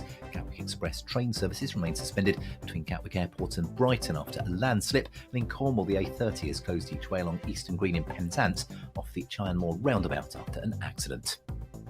You can stay up to date throughout the day by visiting our website, gbnews.com. This is GB News, Britain's news channel. Feathers McGraw, Wallace and Gromit's their villain, has become an unlikely hit at UK tattoo parlours. He's menacing. He is, yeah. And he's, and in fact, he doesn't speak, and he's got this glove on top of his head trying to convince us he's a chicken or something. And that is a real tattoo that someone has decided to have there. What do you two think about tattoos? Are they express themselves? Or? I love it. So I've basically got Dr. King. There we go. Me. Oh, there he goes. Nice. He's showing us. If you can't fly, run. Nice. It's probably slightly more meaningful than having the very. Oh, come on, Trey. You want to get Feathers McGraw? Maybe not. It's kind of got that kind. You know when you go abroad and B4 Magaluf and you Tenerife and you get a quick tattoo. It's looking like that, chest, or like a pirate or something. It's kind of got that vibe. Not for me. However, I do get the sentimentality around it. You know, some people have grown up on Wallace and Gromit and they love it and it has meaning. And he is a well-written character, so I get it. Brilliant, isn't it? I prefer my tattoos a bit more meaningful. Bit more, yeah. I feel like as well, there's a surge in it. Lots of people have had it, but then is it then going to become unpopular because of it? And how many people regret the tattoos? Apparently, not 14% of people regret tattoos. Wow. See, I think that's where the meaningful side comes into it. I've got a couple of meaningful tattoos, and I know I will never get bored of them. Not one on my wrist, one on my ankle. They're not hidden, but I think because they mean something to me, I'll never get bored. Yes, exactly. I think that's important. If you're gonna, a tattoo's for life, isn't it? That's the thing. It's got to mean I haven't got something. Have you not? I'll be indecisive. I think I'll get get something. I want to keep on my body forever. If I had about 6 or 7 pints and then stumbled into a tattoo parlour, you'd come out with that. Chaotic. A disaster could happen. Then I walk out. Oh no, I've got this for the rest of my life. You might become addicted. Well, let's hope not. Some people do. Covered in them. GB News, the People's Channel.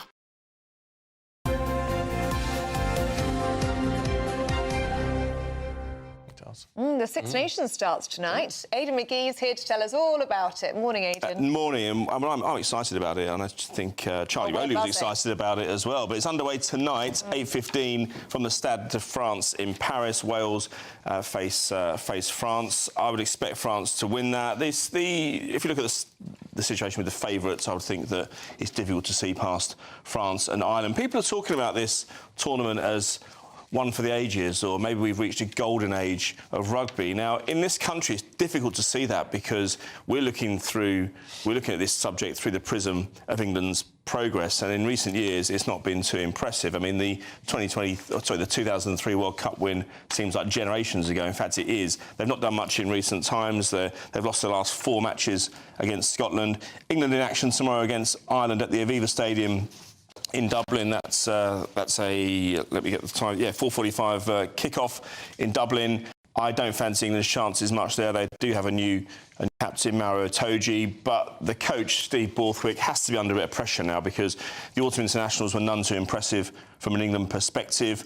I suppose you could say that they got to the semi-finals of the World Cup in 2023 under his guidance, but I didn't think it was particularly convincing. I thought they got a very kind run to the semi-final, only performing a couple of times in that particular tournament. And they didn't do enough for me to persuade me that they were a semi-final team. But look, England do have a habit sometimes of pulling a rabbit out of the hat. They did beat Ireland at Twickenham last autumn. So who knows? They might do something tomorrow. And we've got Scotland versus Italy. It's not very enthusiastic. No, it's not. It's not, because they're simply not good enough. They're not at the elite level right now. And we're getting a situation where Italy are improving. They didn't finish bottom of the tournament this time last year. There were several years when they were the wooden spoonists. That doesn't seem to be the case now. Wales need to do something. They've not done anything since they won it in 2022. So, in all, I don't think it's a great tournament for England. I don't think it will be a great tournament for England. I have to say that's my prediction. But the overall quality of the tournament is certainly there. I think Ireland are still... I mean, they don't do much at the World Cup. They never seem to get past the quarter-final. But for man, I still think they're an outstanding proposition. And I expect them to beat England tomorrow. And I expect France to win tonight. Should we look at the Europa League? Yeah, just quickly, why don't we run through it? Man United, decent result for them. FC SB in Romania. They won 2-0 there, but they've got this ongoing problem with Marcus Rashford, which we'll come to in a few moments. Spurs, now they needed a lifeline from somewhere, didn't they? They hadn't won in 7 Premier League matches. And so they win last night 3-0 against the Swedish side, Elfsborg, at the Tottenham Hotspur Stadium. 3 players from the academy scoring in that one. Ange Postecoglou been under huge pressure in the last few games. But you know what? It could still be a really encouraging season for Tottenham. I mean, they're... Do you think? Okay, they're nowhere in the Premier League, Ellie, are they? But still in the Europa League, still in the Carling... that was about 20 years ago. Still in the Carabao Cup. Still in the Carabao Cup. They've got that second leg coming up at Anfield against Liverpool. That's going to be a tall order trying to get through that one. And they're still in the FA Cup. So this whole thing about when are Tottenham going to win a trophy, they've won 1 trophy, and that was in 2008, since way back in 1999. So if you compare that to what some of the other clubs around them have won in that time, it does pale into insignificance. But they won last night. That's the main thing. OK. Lovely, Aidan. Thank you very much indeed. We'll see you later on. Cutting Aidan a bit short because we want to turn to the Shadow Home Secretary, Chris Philp, who joins us. Good morning to you, Chris Philp. What are you going to be doing today to celebrate the 5th anniversary of Brexit? Well, I'm going to be visiting some schools in Croydon, and I'm going to be meeting some constituents with various problems at a constituency surgery, which is what lots of MPs will be doing on a Friday. But what I'll also be doing is working out plans to, in the immigration space, which obviously as Shadow Home Secretary I'm working on, to limit immigration, which of course post-Brexit we can do. We've got to make sure we take advantage fully of those opportunities. I know that Mel Stride, the Shadow Chancellor, will be working out ways of boosting immigration growth by taking advantage of the freedoms to make sure that regulations on UK business are not too burdensome. I know Mel will be working on that. But forgive me, but there's a huge question around that, isn't there? I mean, you say, you know, in your current brief, working around what you can do about immigration now that we have that control post-Brexit. But the Tories have been in control ever since Brexit, up until a few months ago, and immigration has absolutely ballooned. Yeah, and Kemi and I have said, Kemi Badenoch and I have said very clearly, since we took up our current roles a couple of months ago, that was a mistake. There's no question. We've been very honest. That was a serious mistake, and that's got to be sorted out. And the way we're going to sort that out, if we get into power again, is to have a legally binding hard cap. And we'll obviously say what the number is before the election. But I'll tell you this: it will be a lot lower than the numbers we've recently seen, and it'll even be a lot lower than those forecasts that the Office for National Statistics put out a couple of days ago, because the numbers have been far too high. It's actually bad for the economy because it reduces per capita wages, and actually people coming in on low incomes or even not working actually are a drain on the taxpayer as well. So that will not, under a future Conservative government, I can tell you this, that will not be continuing. Now, a journalist asked Keir Starmer a couple of days ago whether he would take action by following our call, the Conservatives' call, for a hard, legally binding annual cap, where you basically just stop giving out visas when you hit a certain very low number. And Keir Starmer said no, he's not gonna do that. So it's quite clear this Labour government are not gonna sort this out. Yes, but with respect, Mr. Philp, you had 14 years to implement a hard cap and to stick to a hard cap, and you didn't do that. And you will know that the ONS figures that you just quoted that showed that net migration up by 5 million people coming to this country by 2032, which is 9 Manchesters in 7 years, by the way, is based on previous data. That's data that happened under your watch. So you didn't get a grip on migration, and that's why we're seeing the figures coming through now. Well, first of all, between 2010 and up to about 2020 or 2021, we were still obviously in the European Union, and then we were in the exit mechanisms afterwards, where free movement still applied, right? So it was impossible to cap European free movement while in the EU. Of course, what we could do, and this goes right back to the Cameron government, we could cap non-European immigration, so people coming into the UK from outside of Europe, like from Africa or somewhere. Now, that was capped. Now, David Cameron actually had a cap of just 20,000 a year, which covered obviously all the countries outside Europe, so India, America, everywhere. And that 20,000 a year cap, which is quite a low number, did work. And that was successful, and that was under a Conservative government. Now, there were a couple of years immediately after COVID when the numbers were, as I've already acknowledged, like far, far too high, and that was a mistake. And that's why we now need that hard cap concept that did work under Cameron. It was 20,000 for non-Europeans. We need to reintroduce that hard cap where you just basically stop giving out visas once the number has been met. That will be a very low number, I can tell you that now, a very low number. And it will be entirely prioritised towards people with high levels of skill who are going to earn high wages. And because that's the kind of immigration that might help small numbers of very highly skilled people earning very high wages. That is what the new leadership of the Conservative Party will do. We are under new leadership, and we're going to take a different approach. Yeah, it's interesting, though, isn't it? Because when you look at the polls, and particularly on this issue, the one party who that people trust if they have concerns about this is the Reform Party. I mean, they're holding a conference tonight in Kemi Badenoch's constituency as they continue to smash you in the polls. I mean, that's got to be a concern. It's time to talk, isn't it? Well, they're not smashing the Conservatives in the polls, obviously. Most polls over the last 3 or 4 months have the Conservatives ahead of Reform. And as we saw, and the Reform, Nigel Farage has said he doesn't want to do any deals, right? So, and he said he wants to destroy the Conservative Party. But in fact, what Reform did at the last election was they did exactly what we warned about. They handed Labour a landslide. Labour have got a massive parliamentary majority. On only 34% of the vote of the last election, and it's obviously gone down a lot since then.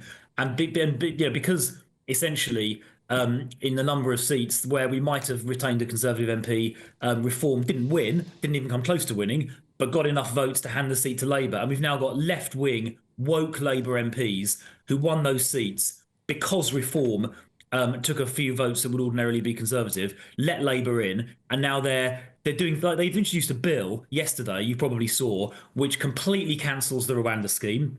So we can't now send people, the government, even if it wanted to, couldn't send people to Rwanda. That would have worked. That would have stopped the channel crossings. We saw it work in Australia. But in government, a couple of years ago, we passed an act of parliament called the Illegal Migration Act, which said that illegal immigrants can never, ever get citizenship, right? That was the right thing to do that we did in government, the Conservatives. Labour are now going to scrap that. So illegal immigrants can get citizenship, which is a complete disgrace. And because Reform, unfortunately, stood in all those seats last summer, and they handed Labour that landslide, this is what Starmer is now doing with that landslide, giving illegal immigrants citizenship rights.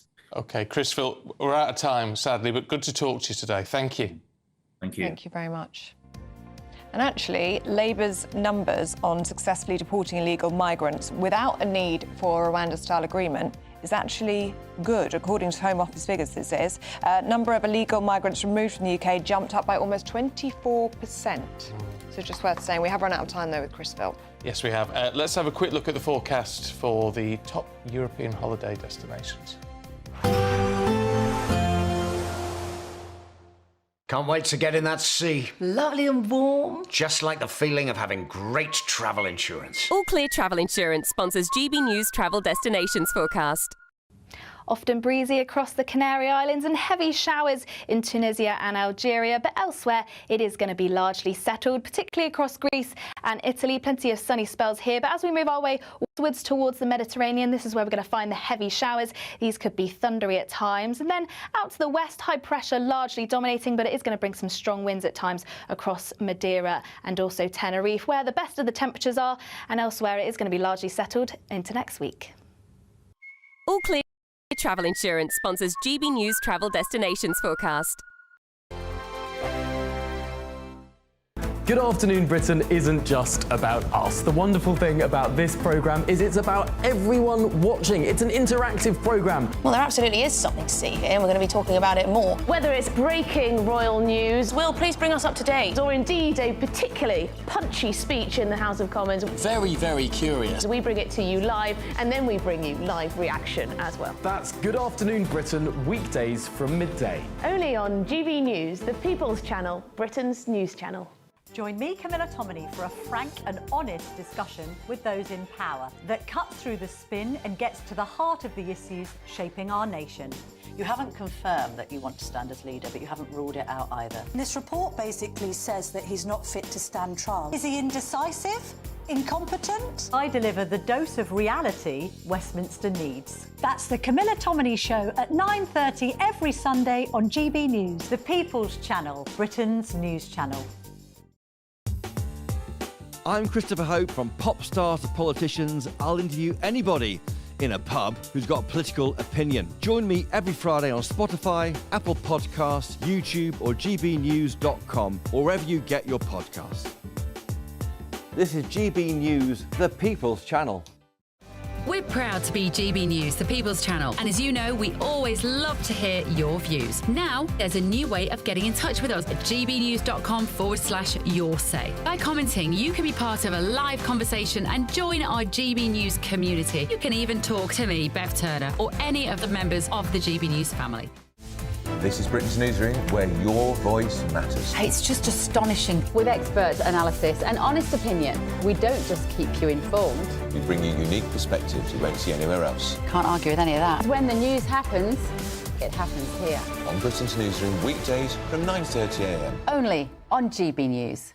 Hi, I'm Michelle Dewberry, and my show is your opportunity to cut through all the noise and dive in headfirst to some robust debates. Ideas clash. Situation, isn't it? Because the failure is... You're the failure deliberately avoiding my point. Nothing's held back, And if you think this is the end of it, wait for more. and we do not shy away from the difficult stuff. Sometimes I want to shake people and say, if only you understood. So join me on Jubes and Co weeknights at 6 p.m. only on GB News, Britain's news channel.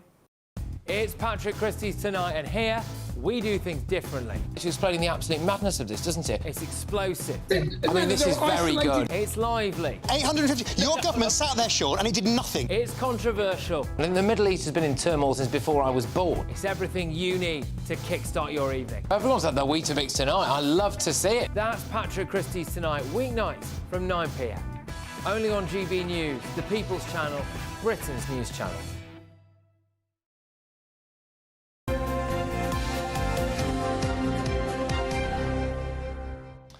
Time to see what's in the papers this morning. Nigel Nelson and Claire Pearsall are here. Good morning to you both. Morning. 10 to 8. Nigel, the Eye, is looking at treating patients at home to prevent bed blocking. Yeah, which is sensible. Well, if you've got the staff to treat people. That's right. I mean, yes, there's a lot of caveats around that. Well, yeah. But the problem you're facing about hospital beds is that 1 in 10 are occupied by people who shouldn't be in them. That the reason they're there is they've got nowhere else to go. Yeah. So one of the answers to this would be to try and stop them getting there in the first place. So rather than going to A&E because you've got a problem, can you be treated at home? This is the Wes Streeting idea.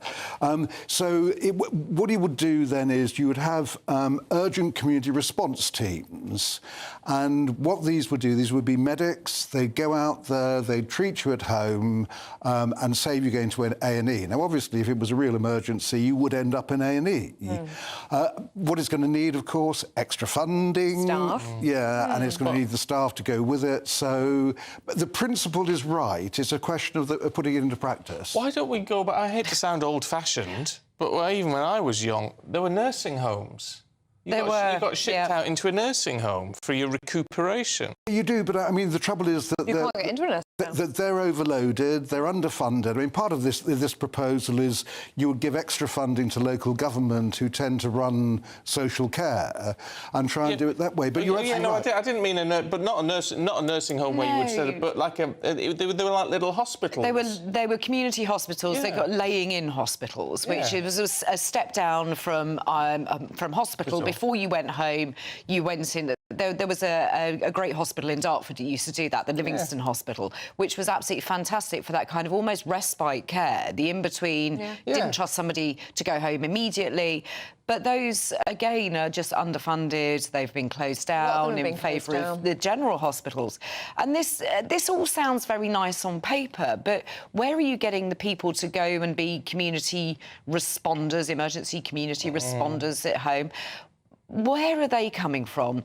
Councils who are pretty much bankrupt at the moment by social care costs are now going to be expected to fund this. How about GPs actually see people rather than another team of people going out to people's homes?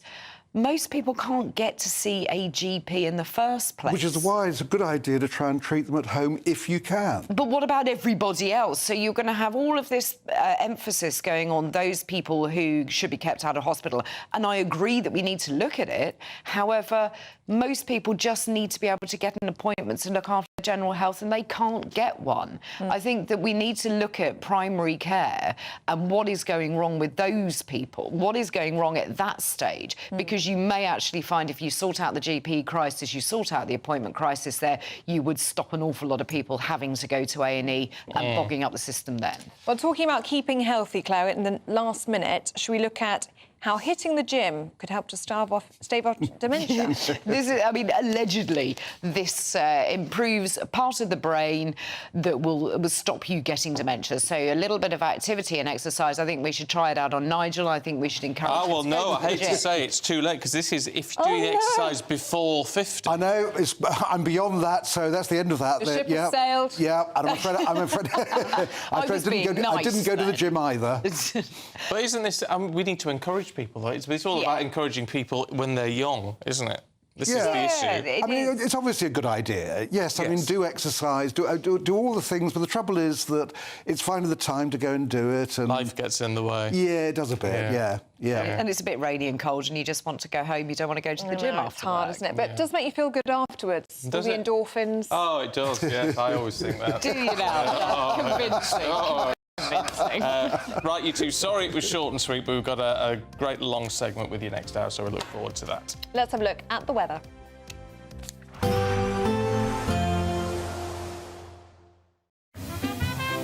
Heavy showers first thing will be followed by a warm, cosy day.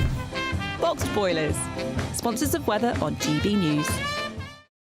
Hello there, good morning. Welcome to your GB News weather update from the Met Office. It's going to be a cloudy day ahead with some mist and also some hill fog, patchy drizzle at times too, but a chance we could start to see some sunshine later, particularly in the west. It's going to be a chilly start. We could see some pockets of frost, particularly across Wales, southwest England, also parts of Scotland, and a rather wet start across the southeast, though eventually we'll see rain petering out here. And for most, it's going to be a largely cloudy day on offer. It should be largely dry, though we can't rule out some drizzle at times, and starting to turn rather breezy across the far northwest. Temperatures around about average, though struggling a little bit across Scotland, where we see the thickest cloud. As we head through into the evening, we'll see a mix of cloud and clearer spells, the clearest of conditions across the far southwest of Scotland. Once again, this cloud enough to produce some rain and drizzle, mostly across hilly areas. Then a change is going to be on the way from the west, starting to see winds really pick up here, and then later on into the evening, clouds starting to spill in across western parts of Scotland and Northern Ireland. Still plenty of clear skies across Wales and parts of Devon and Cornwall, but for much of the country, it's going to be a rather cloudy end to the day. Once again, could see some drips and drabs of rain and drizzle across hilly areas. Now, it's overnight where we'll begin to see this change from the northwest. Once again, still staying very windy here. Clouds starting to spill in. Also some outbreaks of rain and drizzle just starting to clip in to western parts of Scotland, Northern Ireland towards the end of the night. For most, it should be largely dry, and where we see the clearest skies, temperatures dropping below zero. So once again, we could see some patchy frost to start the weekend. Now, once again, to start on Saturday, there's still going to be plenty of cloud around, though through the course of the morning into the afternoon, it should start to break away, so we'll start to see some sunshine in places. That's away from the far northwest, though, still plenty of cloud here, and also some more persistent outbreaks of rain by the afternoon. Milder here, though, but elsewhere, temperatures around about average. Bye for now. Expect a warm front, moving from the kitchen right through to the rest of the house. Boxed Boilers, sponsors of weather on GB News. The latest GB News travel. Good morning, I'm Russell Holding. In Perth and Kinross, the A989 is closed in both directions along Tay Street in Perth because of flooding. There are delays of up to half an hour to Tyne-and-Wear Metro services between Newcastle Airport Metro and South Hilton because of a faulty train. In Antrim, the A30 is closed in both directions along Glenavi Road in Stonyford after a bus hit a fallen tree. In County Down, the A51 remains closed westbound along Tandragee Road in Guildford because of a fallen tree. In Gloucestershire, the A466 is closed each way because of a fallen tree between Llandogo and Brockwere. On the M26 in Kent, it's taking nearly half an hour in queues approaching the M25 because of roadworks. Gatwick Express train services remain suspended between Gatwick Airport and Brighton because of a landslip. In Cornwall, the A30 is closed each way along Eastern Green in Penzance after an accident. That's the latest. You can stay up to date throughout the day by visiting our website, gbnews.com. This is the final week to grab your chance to win our biggest cash prize so far, £50,000 in tax-free cash. How would you react if you won? We won 25,000. I'd say don't hesitate, do it. If you're not in it, you've got no chance of winning it. Don't miss out as lines close on Friday. For another chance to win, text cash to 63232. One entry costs £2 plus one standard network rate message. Or text bonus to 63232. 5 entries cost £5 plus one standard network rate message. Go to gbnews.com/win. Entries start from just £2. You can call 0903 681 3232. Calls cost £2 plus your network access charge. Or post your name and number to GB10 PO Box 8690 Derby DE1 9TT. UK only. Entrance must be 18 or over. Lines close at 6 p.m. on the 31st of January. Please check the closing time if listening or watching on demand. Good luck. Headliners on GB News 11 p.m. every night. It's got 3 top comedians going through the next day's newspapers so you don't have to read them, which is great. That's a good point. He's lying. Maybe he's not lying. That's Headliners every night from 11 p.m. and 5 a.m. as well on GB News, Britain's news channel. In the GB Newsroom, we bring you the news as it happens. With our team of dedicated journalists across the UK, we're ready to keep you up to date with what's happening every half an hour, every single day. Bulletins here on GB News, the People's Channel, Britain's news channel. If you want your news to be straight talking... This is a nightmare for the Conservatives again. Down to earth. It's not just Nottingham where this is happening, is it? And most importantly, honest. Hard-working, middle-class taxpayers, they'll get their book thrown at them. Then catch me, Martin Daubney, Monday to Friday, 3 till 6 p.m. on GB News, Britain's news channel.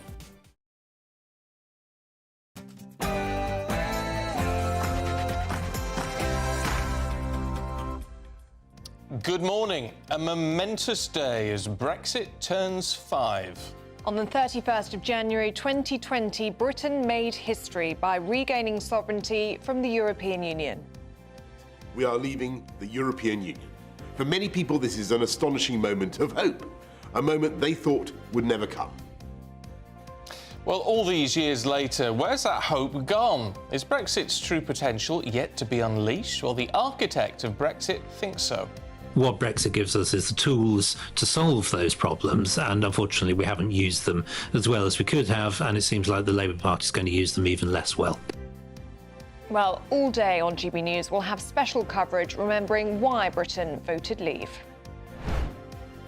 Well, 5 years on, I'm here at North Shields Fishing Quay, and I'm here to ask whether it's a thumbs up or thumbs down for Brexit.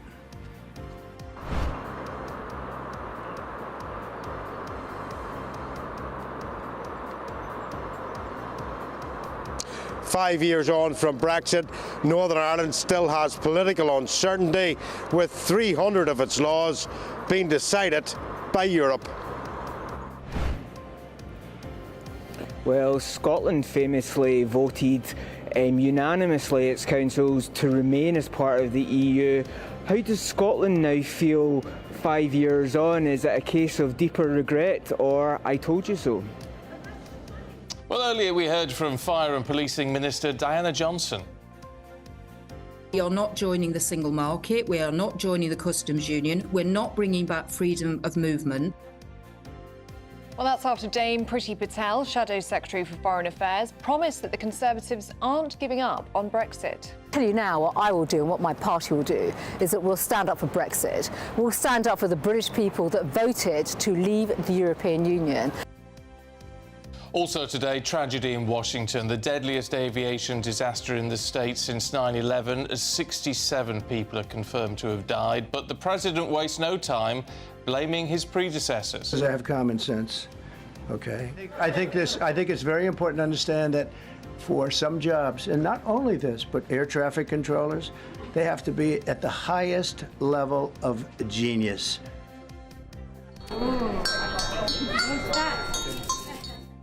And Princess Catherine follows in Diana's footsteps to become patron of Tyre Fan Children's Hospice.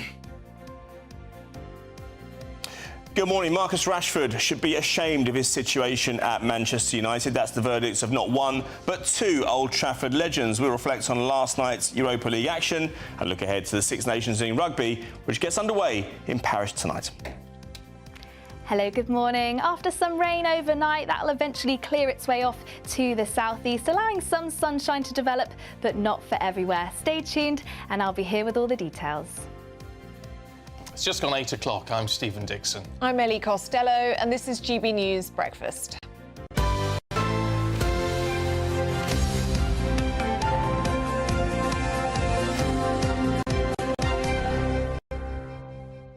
Can I just say, there's one story, it's in several of the papers actually this morning, about this 3-year-old boy with cerebral palsy, which can be such a crippling condition, actually. I know a couple of people with CP, and it's if you've got it severely, then it obviously affects your life a tremendous amount. It doesn't affect how your brain works, though, I tell you. There are some very, very sharp people with cerebral palsy. But this little boy who's doing charity laps with his walker, he's only 3 years old, Jacob Fallows, and he's doing 3 laps of his preschool every day. And his parents are doing a charity run as well, so he's sort of supporting his parents by doing that. And I just think it's a lovely story that should just warm our hearts, really, because whatever life throws at you, and some people have it really rough, don't they? But he's going about this, he's getting on with life, he's doing it with a smile. Big smile on his face. Yeah. Living his best life, whilst also obviously very difficult for him and particularly his parents at this stage. But there you go. And it's stuff like that which we should take inspiration from, I think, as we struggle with whatever we're dealing with in our own daily lives. Oh, wow. What an incredible little boy. And his parents as well, a shout-out to them, Georgina and Lee. They're both former Navy officers. They've been running 6 kilometres a day and have so far raised more than £4,000. So just an incredible family, really. Yeah, I love it. Really nice story. Warms the cockles, as they say. Right, our main news today, it's 5 years since Britain sought pastures new and left the EU under Boris Johnson's leadership. Tonight, we are leaving the European Union. For many people, this is an astonishing moment of hope, a moment they thought would never come. Well, back in 2016, when Britain voted leave, that hope that Boris Johnson speaks of was well and truly alive. Ladies and gentlemen, dare to dream that the dawn is breaking on an independent, united kingdom. Well, can the same really be said today? Since leaving, we've had 4 different prime ministers, and pressure on the NHS, education, housing, all the rest of it has hit breaking point. Well, net migration hasn't slowed down either. Just this week, it's been reported the population could reach 72.5 million by 2032. There's been a YouGov poll asking people whether Brexit is working. Apparently, only 11% think so. So is this a Brexit issue, Brexit in itself, or how governments have actually implemented Brexit? I hope 5 years from now we'll elect a better government that's more able to take advantage of our Brexit freedoms. So I in my ideal world, we will be growing, liberalised, deregulated, much more free market economy. Even if that doesn't happen, I think it's very unlikely that we're going back into the EU anytime soon. Under Labour. Under Labour. Well, we're out and about today across the nation, finding out how Brexit has impacted you. We're going to be speaking to Northern Ireland reporter Dougie Beattie in Belfast, presenter Nana Raquir in North Shields, and our Scotland reporter Tony Maguire, who's in Edinburgh for us. Nana, let's start with you, because fishing rights were one of the biggest battles in Brexit, wasn't it? How is it going down there in North Shields?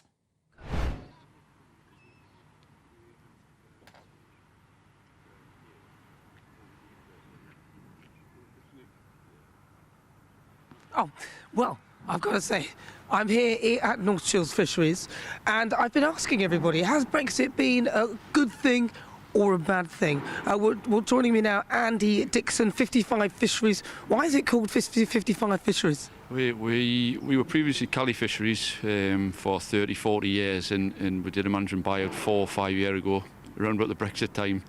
And the latitude is where we are, 55 degrees north. So all of our customers and clients know exactly where we're based. Well, surely Brexit has been a good thing, though. I mean, people are saying that things are digitised now, you're going to be saving money, you can charge out you like, really, because you're exporting. Has it been good or bad?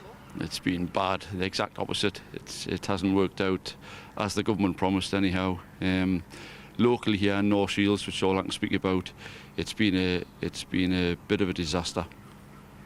In what way? In the main, legislation, red tape, documentation is just 100-fold of what it used to be, and this is purely when you're exporting product. The North Shields fleet here target langoustines in the main.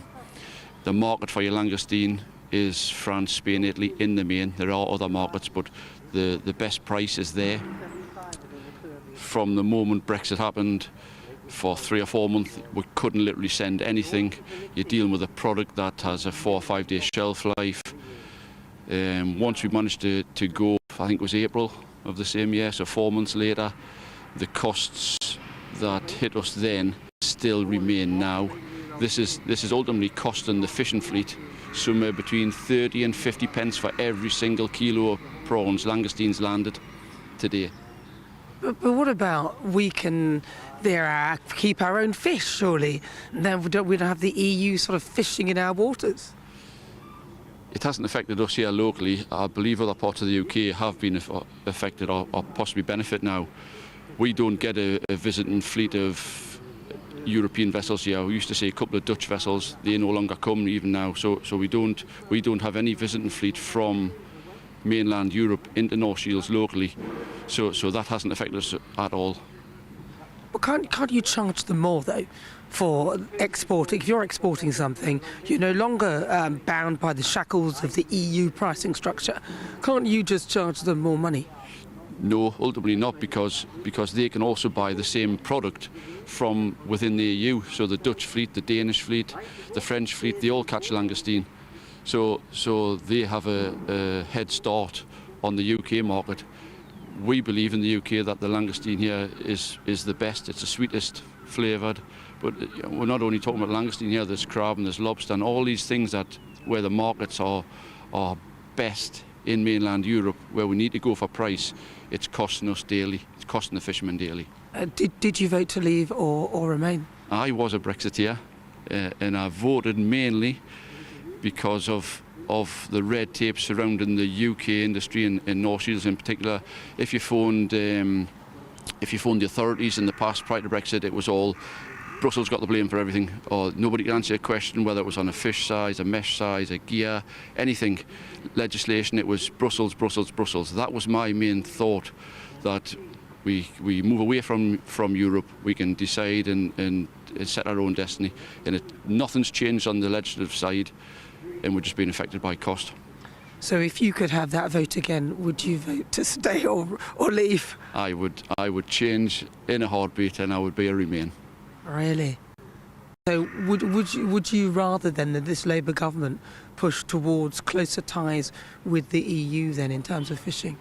Absolutely. I mean, there seems to be a bit of talk afoot in terms of trade. Whether there's something coming there, I hold out some hope. Yes, definitely. Crikey. So that's Andy. Thank you very much for talking to us. Thumbs up or thumbs down for Brexit? I think I know what you're going to do. That way. Thumbs down. It's a thumbs down for Brexit. Leave or remain. I'm here all day. We'll be finding out how people feel 5 years on. OK, Nana, thank you. Let's head to Northern Ireland then, and Obesity, where obviously the issues there are pretty highlighted, Doogie. I mean, you've got the border. Plus, of course, I mean, as a result of all that, you're still governed by a lot of EU rules, aren't you? Well, you're exactly correct, Stephen. I mean, Northern Ireland is seen as the price that was paid for Brexit. We now have an internal market border down the middle of the Irish Sea, which separates one part of the UK from the rest. We've had civil unrest, collapsed governments. Then we now have 300 parts of European law that control Northern Ireland, effectively making Stormont a council because it cannot decide a lot of those laws by itself. We're still having to follow environmental and the free movement of people, which we highlighted yesterday is causing a problem for the UK because immigrants come into the Republic of Ireland across a borderless border into the UK and then can travel freely back into Great Britain. It has been a disaster for Northern Ireland, and yesterday I caught up with the MP Sammy Wilson and asked him where he thought Northern Ireland was now. Well, where's the United Kingdom as a whole, of course, because we're now, it seems, heading back into the EU, and one of the reasons, of course, is that we had such a botched up negotiations by the Conservative government that it's left Britain in a bad state, but left Northern Ireland in a particularly bad state. Just across from where we're standing here, a £140 million EU post is being built to check goods coming from GB into Northern Ireland, breaking up the UK's internal market and disrupting businesses in Northern Ireland, and indeed persuading many businesses in GB to stop trading with this part of the United Kingdom. These things don't just affect Northern Ireland. They're already affecting jobs in other parts of the United Kingdom. They're affecting businesses in other parts of the United Kingdom. They're affecting the ability of the UK government to make laws for the whole of the United Kingdom. So this is not just a Northern Ireland issue. This is a UK-wide issue, and someday, at some stage, politicians in England will begin to realise it, and the public in England will begin to realise it, and well, I think that we will get change. Well, we were promised by Rishi Sunak, I was there at the Coca-Cola factory, that we would get so much foreign direct investments. We would get the best of both worlds. And unfortunately, the head of investment in Northern Ireland, the committee, just before Christmas, had to admit that not one job has come to Northern Ireland because of Brexit. In fact, it may have had the opposite effect. Investors are finding it very hard to negotiate the rules that's here, especially around things like state aid and basically getting raw materials in and out of the Doogie Beattie there for us in Belfast. Thank you very much. Let's go over to Tony Maguire, who's in Edinburgh for us this morning. And Tony, Scotland's really interesting, isn't it? Because it backed Remain while the UK voted Leave. So how are Scottish people feeling now, 5 years on? Yes, good morning. Well, as you say, 32 of Scotland's councils, all of them indeed backed the vote to remain as part of the EU. We all remember from that election night, and we saw the Scotland map light up yellow, as it were. Now, 5 years on, it has to be said that businesses all across Scotland, the general feeling is, irrespective of what situation they find themselves in, they need to make this work, because Brexit has had untold effects on some of Scotland's biggest industries. The tax on Scotch whisky, for example, travel, tourism and of course hospitality have all suffered majorly. Now, even now, this year in 2025, around 4 or 5% of Scottish tourism businesses have reported staff shortages. Now, that has come down significantly since the last couple of years.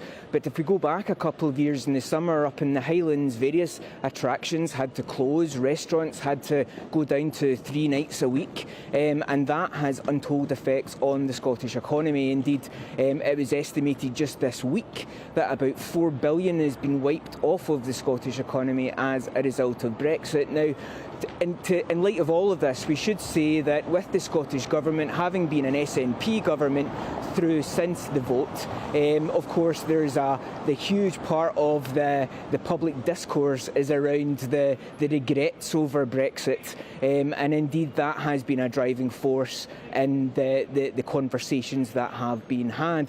But even a couple of weeks ago, John Swinney was giving a speech here in Edinburgh where he said that Remain was before but now is rejoin. So clearly the Scottish Government and the First Minister of Scotland still eyeing up a possible return to the EU, even though it's been 5 years.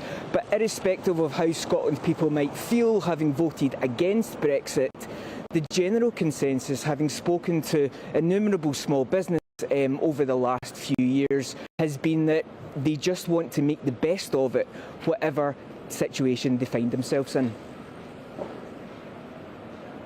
Very much indeed. Isn't it interesting that none of that paints a very positive picture at the moment? No. It's interesting, though, that David Frost, Lord Frost, who was often described as the architect of Brexit, saying he doesn't think it's going to be rowed back on, but he's very much of the opinion that we haven't capitalised on it yet.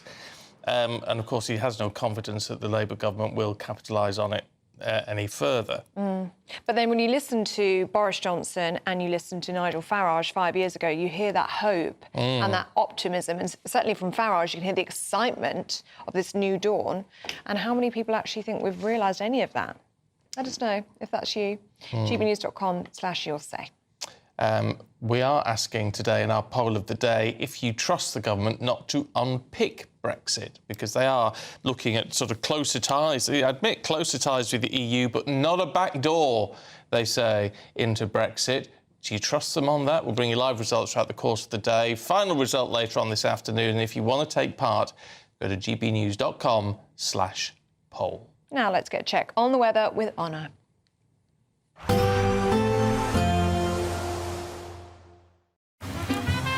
Despite the morning rain, it'll be a nice, warm, cosy day ahead.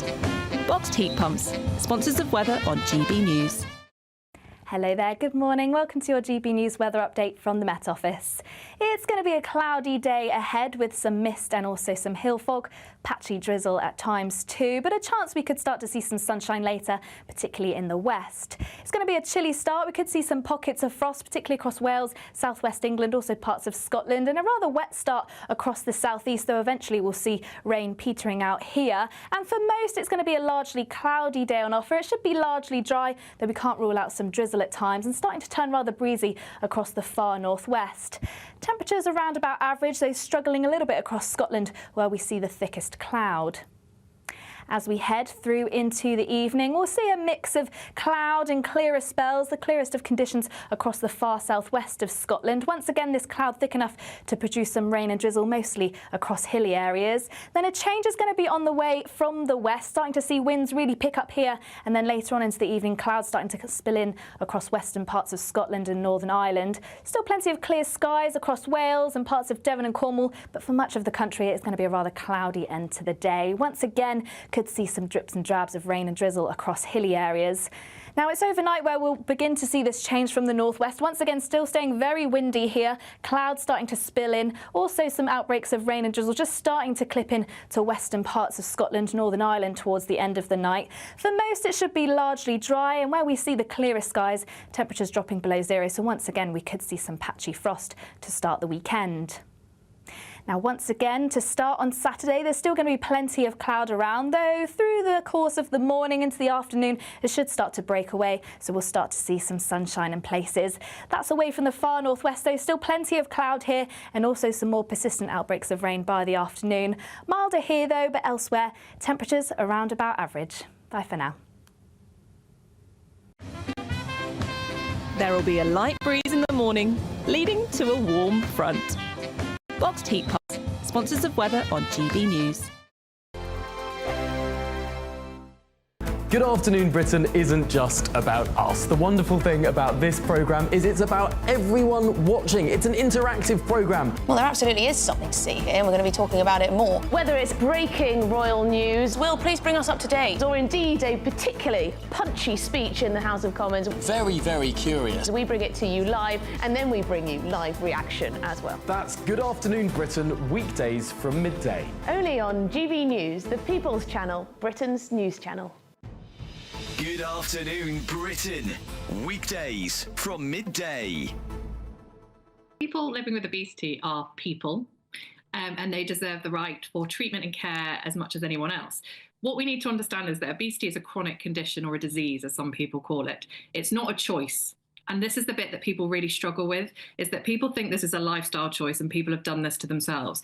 What we now know is the science and the evidence shows us that this isn't a choice. People have genetic predispositions for living with obesity. What we need to do is be a bit more compassionate and caring to people that live with obesity and support them to make healthier choices, not actually just discriminate and tell them that they're doing something wrong when, you know, if I had asthma, for instance, you wouldn't be saying the same thing to me there. But then it's exactly the same. Usually, if you're going for an operation of some form or other, there'll be often there is a criteria. So my mother, she had a knee operation. They wanted to make sure her blood pressure was right and all these things. This is, I mean, to hear somebody say that obesity isn't a choice just because you've got genetic predisposition to it, it's just exactly why people seem to be legitimising being overweight. Ozempic has proved that people are overweight because they eat too much. Because Ozempic tells you to stop eating, it makes you think that you've eaten and makes you feel full, so you don't eat. You may be predisposed to anything, but you also have a large percentage of responsibility to make sure that doesn't happen. So absolutely, it is in the patient's best interests, because if you're overweight, it'll take you longer to heal. You're more likely to have complications, the same if you smoke, and also the outcomes are usually better. So for a smoker, if you quit, say 4 weeks before surgery, your 25%, your risk is lower of respiratory complications. So this is literally, of course, it's discriminatory, because you have to decide, you have to prioritise the people that are likely to survive the operations. GB News, the People's Channel. Join me, Camilla Tominey, for a frank and honest discussion with those in power that cuts through the spin and gets to the heart of the issues shaping our nation. You haven't confirmed that you want to stand as leader, but you haven't ruled it out either. This report basically says that he's not fit to stand trial. Is he indecisive? Incompetent? I deliver the dose of reality Westminster needs. That's the Camilla Tominey Show at 9:30 every Sunday on GB News, the People's Channel, Britain's news channel.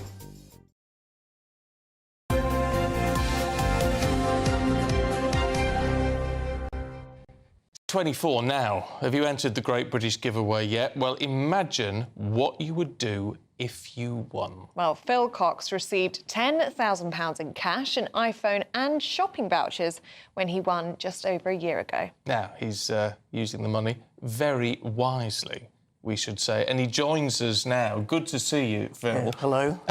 I've got to say, first and foremost, is it a bit galling that 10 grand is a lot of money? It was our first ever giveaway.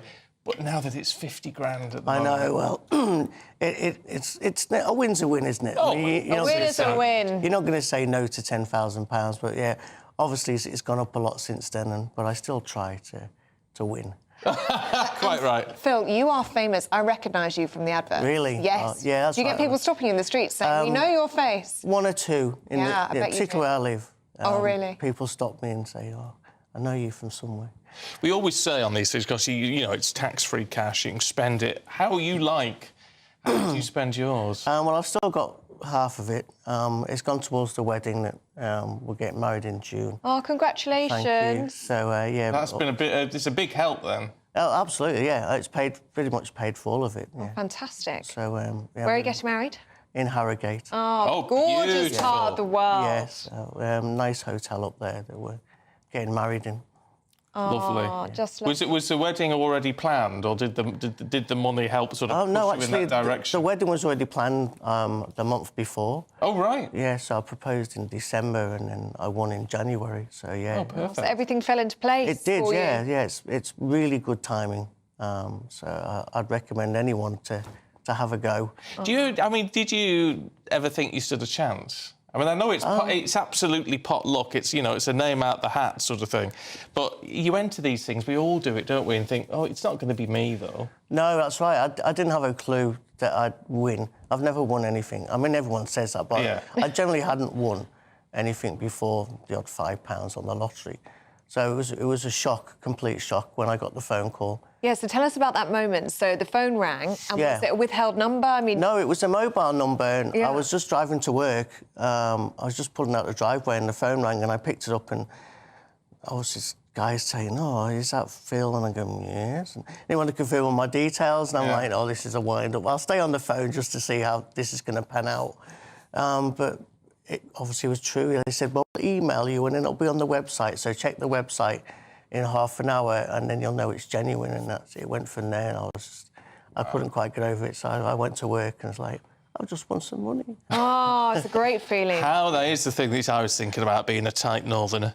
How long did it actually take from the phone call to seeing that money and all those zeros land in your bank account? It took about 2 to 3 days. Oh, that's not bad then. No, it was pretty fast. Yeah. And it wasn't just the cash, was it? You got an iPhone and you got some shopping vouchers as well. So have you kept the phone, or have you gifted it to someone? No, I kept the phone, Nice. which I've still got, which is brilliant, actually. Nice phone? Yeah, I had an iPhone. I never had an iPhone before, so it was kind of a bit of something different, yeah. But I really enjoy it. Lovely. And the shopping vouchers as well? Well, unfortunately, the vouchers I asked for weren't available, so I got it in cash. So. Oh, you got it in cash? cash? Yeah. Oh, well, that's even all right. better. Yeah, so worked there out you go. well. There you go. What would your message be then to people? Because we've got £50,000 up for grabs now in our latest Great British giveaway. It's the biggest one ever. What would your message be to people who haven't yet entered? Oh, please do. I mean, why not? It's a couple of pounds. You could be the winner. I mean, if I've won it, everybody's got a chance. Just an ordinary person that just went in the drawer and won the cash. Yeah, it's lovely. Isn't it? It's been brilliant, and I hope somebody else gets the same surprise I did. Well, somebody will. Somebody will. Who it will be, I don't know. Have you entered this one? Oh, yes. Oh, right. Well, it could be you. It might be. You might be back, Phil. Well, people might say it's a job lot if I win again. That'd pay for the honeymoon as well. It will, yes. Lovely. Phil, really good to see you. Thank you very much indeed. Congratulations. If you want to have that chance to win £50,000, it runs out today. You've got to enter today if you haven't already. Here are the details. It's the final day to see how you could win our biggest cash prize so far. £50 in tax-free cash. How would you react if you won? It's such a nice feeling. Just go for it. It's text, and if I can win, anyone can win. I was on cloud nine. I'd say don't hesitate, do it. For another chance to win £50,000 cash, text cash to 63232. One entry costs £2 plus one standard network rate message. Or text bonus to 63232. 5 entries cost £5 plus one standard network rate message. Go to gbnews.com/win. Entries start from just £2. You can call 0903 681 3232. Calls cost £2 plus your network access charge. Or post your name and number to GB10 PO Box 8690 Derby DE1 9TT. UK only. Entrance must be 18 or over. Lines close at 6 p.m. today. Please check the closing time if listening or watching on demand. Good luck. Yeah, Yes, good luck. good luck. You could be our next Phil. Exactly. You could sit right here and talk about what you spent all that money on. Imagine that moment. Be good, wouldn't it? Lovely. Right, don't go anywhere, though. We've got the sport with Aidan in just a moment.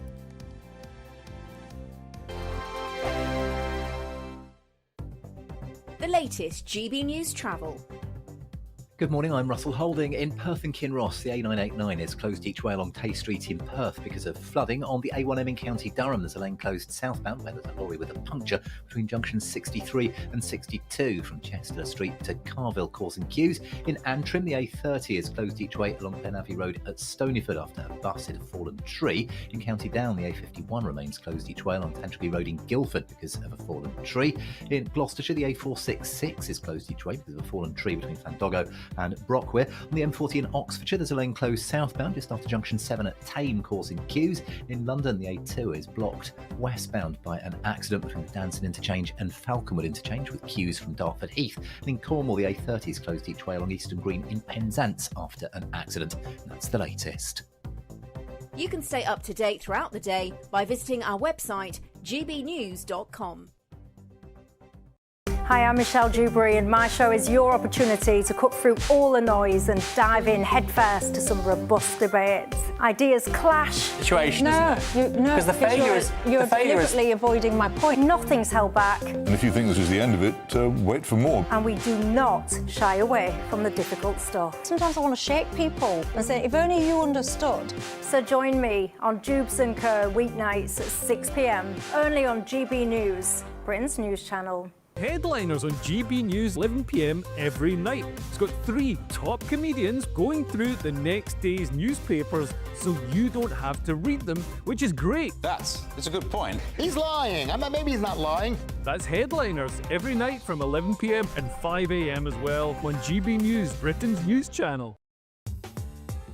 I'm Christopher Hope. From pop star to politicians, I'll interview anybody in a pub who's got a political opinion. Join me every Friday on Spotify, Apple Podcasts, YouTube or gbnews.com, or wherever you get your podcasts. This is GB News, the People's Channel. We're proud to be GB News, the People's Channel, and as you know, we always love to hear your views. Now, there's a new way of getting in touch with us at gbnews.com/your say. By commenting, you can be part of a live conversation and join our GB News community. You can even talk to me, Bev Turner, or any of the members of the GB News family. It's Patrick Christys tonight, and here we do things differently. It's explaining the absolute madness of this, doesn't it? It's explosive. I mean, this is very good. It's lively. 850. Your government sat there, Sean, and it did nothing. It's controversial. And the Middle East has been in turmoil since before I was born. It's everything you need to kickstart your evening. Everyone's had their Weetabix tonight. I love to see it. That's Patrick Christys tonight, weeknights from 9 p.m. Only on GB News, the People's Channel, Britain's news channel.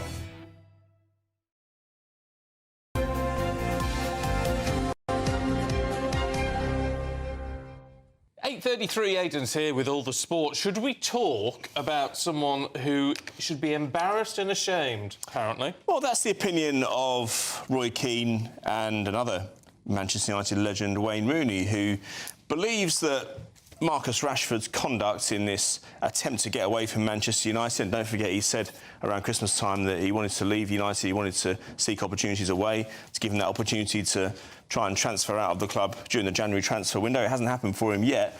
But when a player's professionalism is called into question, you can look at it in 2 ways. You can look at it from Man United's point of view and say, well, why would you say you rubbish a player? Why would you brief the media that he's not even fulfilling the basics of his job on a day-to-day basis? He wants, this is Ruben Amorim, the new manager, he wants standards to be upheld in training, and he's not even getting that from somebody who's earning £325,000 a week. Now, from United's point of view, he's already a dwindling asset because he's not playing very well. So do you want to dwindle him? Do you want to affect him even more? Do you want to banish his value even more by criticising him all the time? But then Marcus Rashford, Wayne Rooney said that when he asked for a transfer back in 2010, and I was right in the eye of that storm up in Manchester at the time, dealing with it every single day, he said he was told by Sir Alex Ferguson, I don't want any, OK, you can go, but I don't want any nonsense from you. And he said, no, he's absolutely right. I had Ryan Giggs around me, I had Gary Neville around me, I had all these players, I knew I wouldn't be able to get away with going into training and not trying a leg. Now, what's happening at Man United that Marcus Rashford can get away with that? He goes into Carrington every day And at the moment, he's been banished from the first team. He's not played for 12 games. He didn't even travel to Romania last night. And what's wrong that he can't even get in there and put his weight in just the basics, the very basics of a training session at one of the biggest clubs in the world, probably the biggest club in the world. It's a real problem. And in addition to that, Stephen, I don't see anyone coming forward, A, wanting to match those wages, B, even wanting to take half of those wages for a loan deal till the end of the season. And don't forget, this is a player who played for England at the World Cup, performed very well at the World Cup just 2 years ago. So I think that if you look at the transfer deadline day, that happens on Monday, 11 o'clock. We're running out of time now before he rescues his career in football, never mind Man United. It's not in his interest to move on, though, if he's on 325k a week. Yeah, I think he wants to move on. I think he believes it would be in his interest, but who's going to come forward? I mean, Ellie, if you're going to even come along and say, OK, let's take a risk or let's take a punt. He's only 27. Let's take a punt and pay half of it. What's half of 325? Probably 170, isn't it? Something like that. My arithmetic is famously poor. roughly. It's 165. That wasn't far off, was I? 62,500. That wasn't far off at 170, but that's a big undertaking for a week. And you also have to consider everything you invite into your club. When you get Marcus Rashford there, he transcends sport. He's somebody who's recognisable in the street, and he has to be dealt with kid gloves, it would seem. Is he? Yeah. Yeah. Oh, well, we can't go into what's going on with him too much because we just don't know. Let's have a look at something a bit more positive. Yes. Which is the Europa League, where we did pretty well as a country. If we look at Britain, especially, Tottenham got through. They've been looking for a lifeline for ages, haven't they? I mean, Ange Postecoglou under serious pressure at Tottenham. They haven't won in 7 Premier League games. And look, this is not the top-level blue-chip European competition. That, of course, is the Champions League. Don't be knocking it, because I'm feeling for Paul Kite.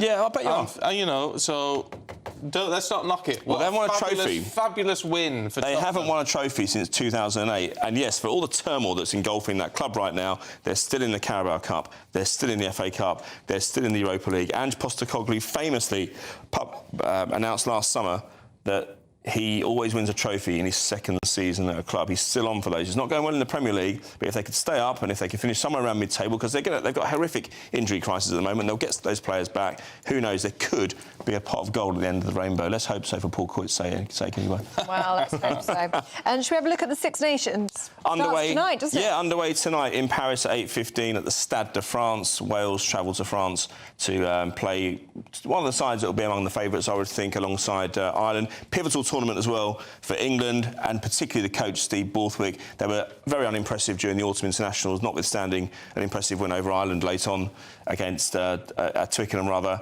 And you look at the World Cup before that, a semi-final appearance, but they had an easy run.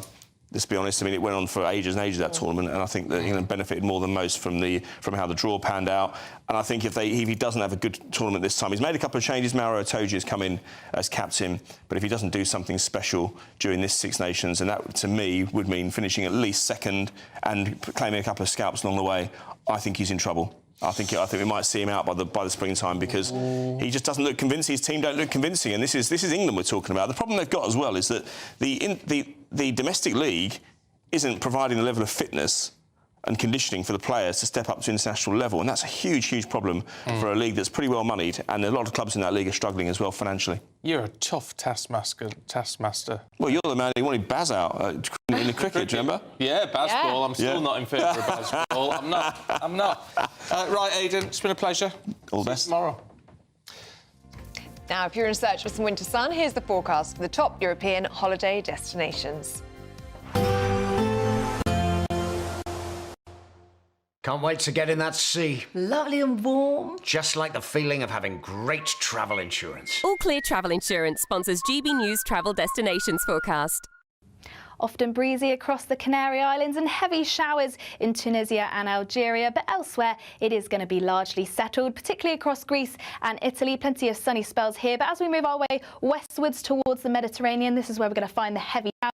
These could be thundery at times, and then out to the west, high pressure largely dominating, but it is going to bring some strong winds at times across Madeira and also Tenerife, where the best of the temperatures are, and elsewhere it is going to be largely settled into next week. All Clear Travel Insurance sponsors GB News Travel Destinations forecast. It's Patrick Christys tonight, and here we do things differently. It's explaining the absolute madness of this, doesn't it? It's explosive. I mean, this is very good. It's lively. 850. Your government sat there, Sean, and it did nothing. It's controversial. And the Middle East has been in turmoil since before I was born. It's everything you need to kickstart your evening. Everyone's had their Weetabix tonight. I love to see it. That's Patrick Christys tonight, weeknights from 9 p.m. Only on GB News, the People's Channel, Britain's news channel. Martin Daubney, weekdays from 3 p.m. An absolute monster. It took Chloe and Sean Ing 90 minutes to reel in this gigantic 8-foot-long monster fish from Chigborough Fisheries in Essex. And upon weighing this enormous marine beast, it was found to have been 7 pounds heavier than the existing British record, a 143-pound catfish caught also in Essex. But as I understand it, you actually went for a Chinese meal when fate struck. Is that right? That's correct. So I was fishing an area of Chigborough where you have to fish at a fair distance. So I cast my rods out and then we ordered a Chinese. And yeah, so I got the bite at about 10 to 8 at night. And then about 20 minutes into it, my phone started ringing, the Chinese guys at the gate with my delivery. So I had to send a couple of guys off to go and get it. And then, yeah, the fight, obviously, you can't just stop the fight to go and get your Chinese. So, yeah, the fight went on, for about an hour and a half in total. There's no net in the world that's big enough for this fish. So we had to send out, first of all, I sent out a mate, Alex. He went out there to go and basically use what we call a sling. So that's a safe apparatus that we use to take the fish out of the water. He then went to and he turned around and he was like, we're going to need another sling. So then we sent out another friend with a sling, and these slings are 4 foot long each. So then we had the catfish wrapped up in 2 slings, and it was still slightly longer than that. And then we got to a point where we was like, now we've got to try and get it out of the water to photo, to weigh it, because obviously we knew then that it was possibly going to be a UK record. GB News. Good Afternoon Britain isn't just about us. The wonderful thing about this programme is it's about everyone watching. It's an interactive programme. Well, there absolutely is something to see here, and we're going to be talking about it more. Whether it's breaking royal news, Will, please bring us up to date. Or indeed a particularly punchy speech in the House of Commons. Very, very curious. We bring it to you live, and then we bring you live reaction as well. That's Good Afternoon Britain, weekdays from midday. Only on GB News, the People's Channel, Britain's news channel.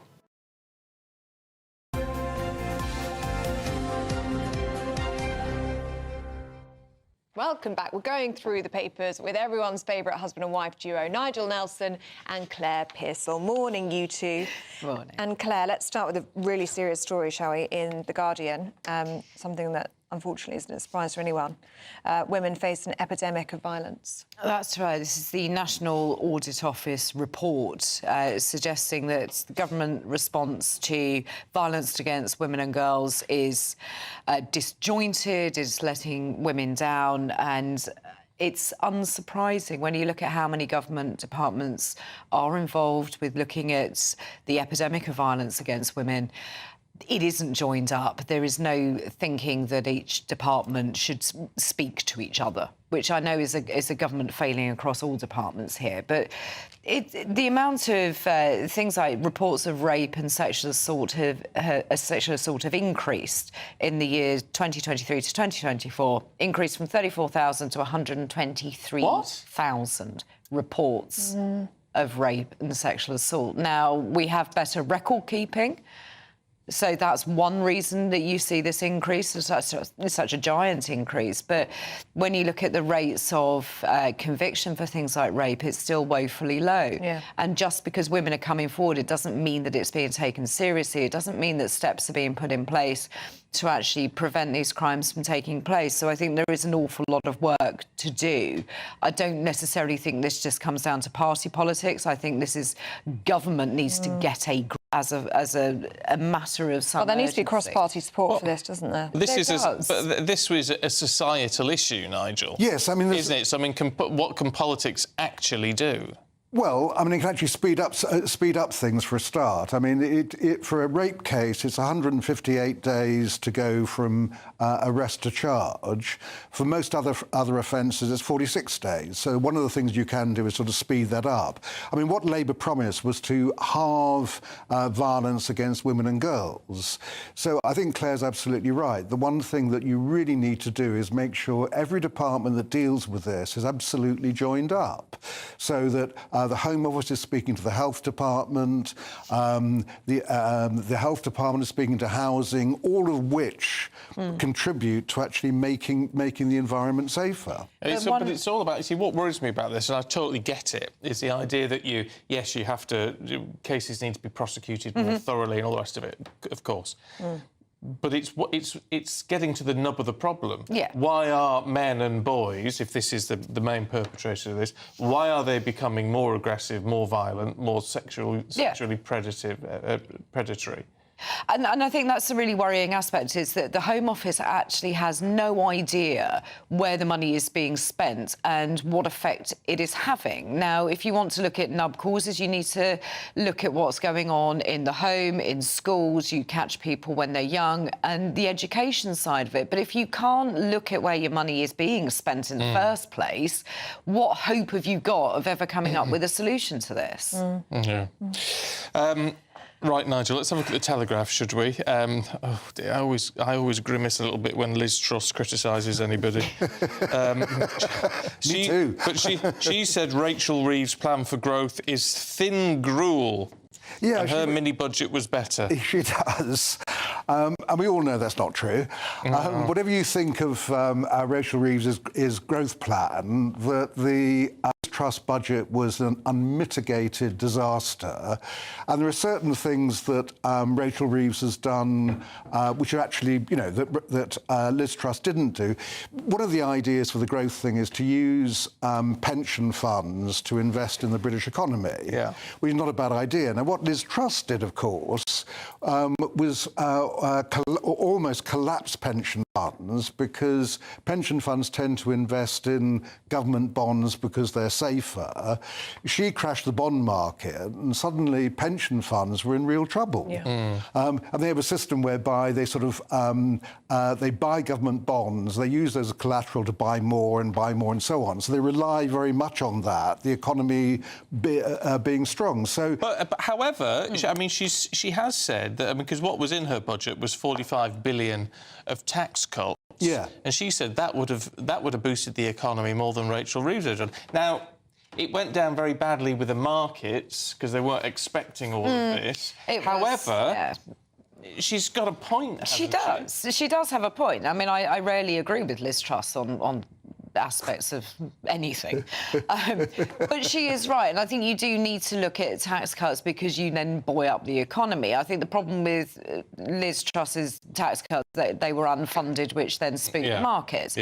But on the flip side of it, if you do have supply-side reform and things like that, you can boost the economy up, and it was a lot more advantageous to individuals than what Rachel Reeves is offering. So I do think that the Rachel Reeves budget isn't great. It hasn't proved that it's going to bolster the economy, and actually growth is flatlining or declining. So I'm not going to take any lectures off of the current Chancellor either, but I do think perhaps a little period of quiet from the former Chancellor and indeed Prime Minister would not go amiss right now. I don't think this is helpful. We need to look at the economy properly. I don't think Labour have got a handle on it whatsoever. They are very, very risk-averse, which, when you're looking to try and make a difference in the country, you need to have a little bit of risk to it too. I mean, tax cuts are obviously good, and tax cuts do grow the economy. I accept all those things, but what you can't do is have unfunded tax cuts, and that was Liz Truss's mistake. Rachel Reeves is not going to make the same mistake. Now, as a result, the growth is going to be a bit slower. Claire, should we talk about Labour's new law to tackle the small boats? Yeah. Will it work? Oh, no. No. There you go. There's a really plain answer for you. This is a rehashing of quite a lot of things the Conservatives had already put in place, but the one thing that I think they're going to get themselves into real trouble with is not making any provision for victims of modern slavery. Now, the Conservatives put a lot of this plan in place under the last immigration bill for the Conservative government, which Labour opposed in the most vociferous way possible. You had Jess Phillips out there, you had indeed Keir Starmer out there, and Yvette Cooper saying how awful this was and you weren't going to protect people. They are letting those things stand. They are not going to put any protections in, so anybody who's a victim of modern slavery is going to be treated the same way as everybody else, and that those circumstances are not going to be looked at. So I think that that is a real problem. But just by taking phones off of migrants, by suggesting that you might arrest those who potentially are aggressive on boats, well, that isn't going to do anything to the supply chain of this. Penalties of up to 5 years in prison for stopping a boat from being rescued in French waters. Yeah, I mean, it's things like what they do is they threaten to throw a baby overboard or something like that, and that's the way that they stop any rescues taking place. I mean, the penalties will obviously help. I think when Claire talks about the phones that she rather dismisses, the idea, which is new, the idea is that you take them if a cross-channel migrant arrives in Britain, you take the phone off them, you download it, and you then check those phones for where they've contacted the people smugglers. Now, that's not an answer to stopping the boats coming across, but it will help to identify who the gangs are who are bringing them across. Well, if they can unlock if they can well, even if that was true, you've got to unlock the phones. We know how difficult it is legally to gain access to someone's locked device. Yeah, sure. I mean, I'm not sort of underestimating. In the States, it took about 18 months, didn't it, for Apple to unlock an iPhone? Yeah, I'm not underestimating the technical difficulties, although you can unlock them quicker if it's a terrorism offence. And bear in mind that they're using counter-terror laws. So, for instance, that with Reddy Kobane had his phone as an example, the FBI could have unlocked his phone immediately had he been charged with terrorism. It would take ages if he wasn't. So the same thing can apply to migrants. Right. Can we have a look at benefit fraud, Nigel? £1 in every 15 spent on benefits last year is either fraud or a mistake. Yeah, and this has been going on for years. It is totally unacceptable. And what the DWP has to do is make more checks to make sure they're sending the money to the right place, to update all their records, to make sure they're not sending money out to people who shouldn't have it any longer.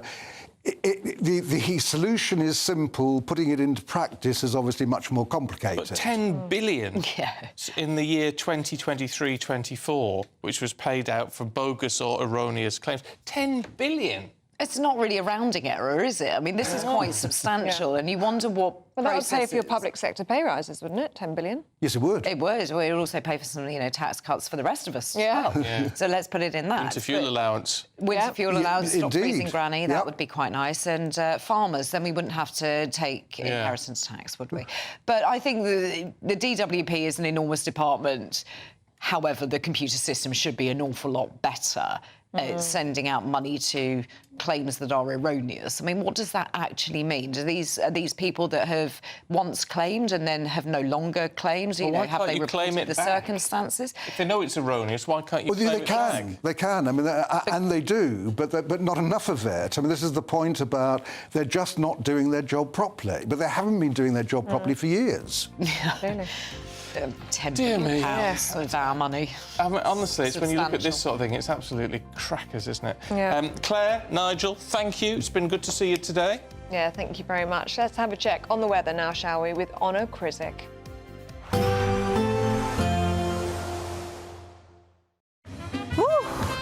A chilly start will give way to a lovely, warm afternoon. Boxed heat pumps, sponsors of weather on GB News. Hello there, good morning. Welcome to your GB News weather update from the Met Office. It's going to be a cloudy day ahead with some mist and also some hill fog, patchy drizzle at times too, but a chance we could start to see some sunshine later, particularly in the west. It's going to be a chilly start. We could see some pockets of frost, particularly across Wales, southwest England, also parts of Scotland, and a rather wet start across the southeast, though eventually we'll see rain petering out here. And for most, it's going to be a largely cloudy day on offer. It should be largely dry, though we can't rule out some drizzle at times, and starting to turn rather breezy across the far northwest. Temperatures around about average, though struggling a little bit across Scotland where we see the thickest cloud.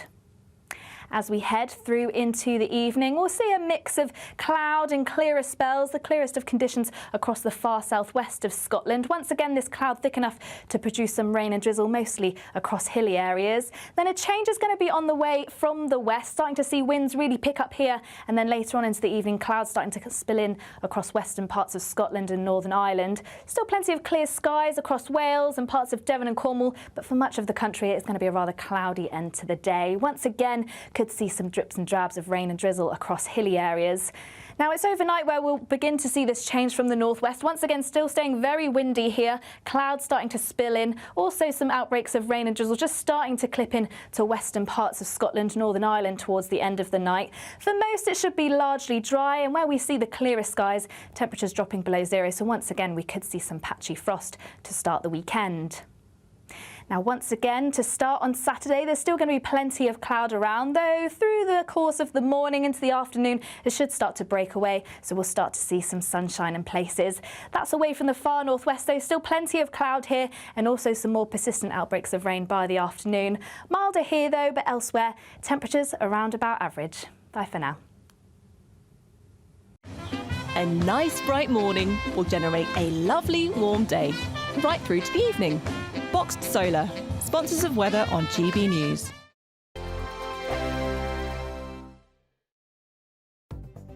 The latest GB News travel. Good morning, I'm Russell Holding. In Perth and Kinross, the A989 is closed each way along Tay Street in Perth because of flooding. There are delays of up to half an hour to Tyne and Wear Metro services between Newcastle Airport Metro and South Hilton because of a faulty train. In Antrim, the A30 is closed each way along Glen Abbey Road in Stoneyford after a bus hit a fallen tree. In County Down, the A51 is closed because of a fallen tree on Tandragee Road in Guildford. In Greater Manchester, the A635 is blocked by an accident on Ashton Old Road at Openshaw. In Gloucestershire, the A466 is closed each way because of a fallen tree between Llandoggo and Brockware. On the M40 in Oxfordshire, there's a lane closed southbound just after junction 7 at Tame, causing queues. Gatwick Express train services remain suspended between Gatwick Airport and Brighton because of a landslip. And in Cornwall, the A30 is closed along Eastern Green in Penzance after an accident. You can stay up to date throughout the day by visiting our website, gbnews.com. This is the final week to grab your chance to win our biggest cash prize so far, £50,000 in tax-free cash. How would you react if you won? We won 25,000. I'd say don't hesitate, do it. If you're not in it, you've got no chance of winning it. Don't miss out as lines close on Friday. For another chance to win, text cash to 63232. One entry costs £2 plus one standard network rate message. Or text bonus to 63232. 5 entries cost £5 plus one standard network rate message. Go to gbnews.com/win. Entries start from just £2. You can call 0903 681 3232. Calls cost £2 plus your network access charge. Or post your name and number to GB10 PO Box 8690 Derby DE1 9TT. UK only. Entrance must be 18 or over. Lines close at 6 p.m. on the 31st of January. Please check the closing time if listening or watching on demand. Good luck. This is Britain's Newsroom, where your voice matters. It's just astonishing. With expert analysis and honest opinion, we don't just keep you informed. We bring you unique perspectives you won't see anywhere else. Can't argue with any of that. When the news happens, it happens here. On Britain's Newsroom, weekdays from 9:30 a.m. Only on GB News.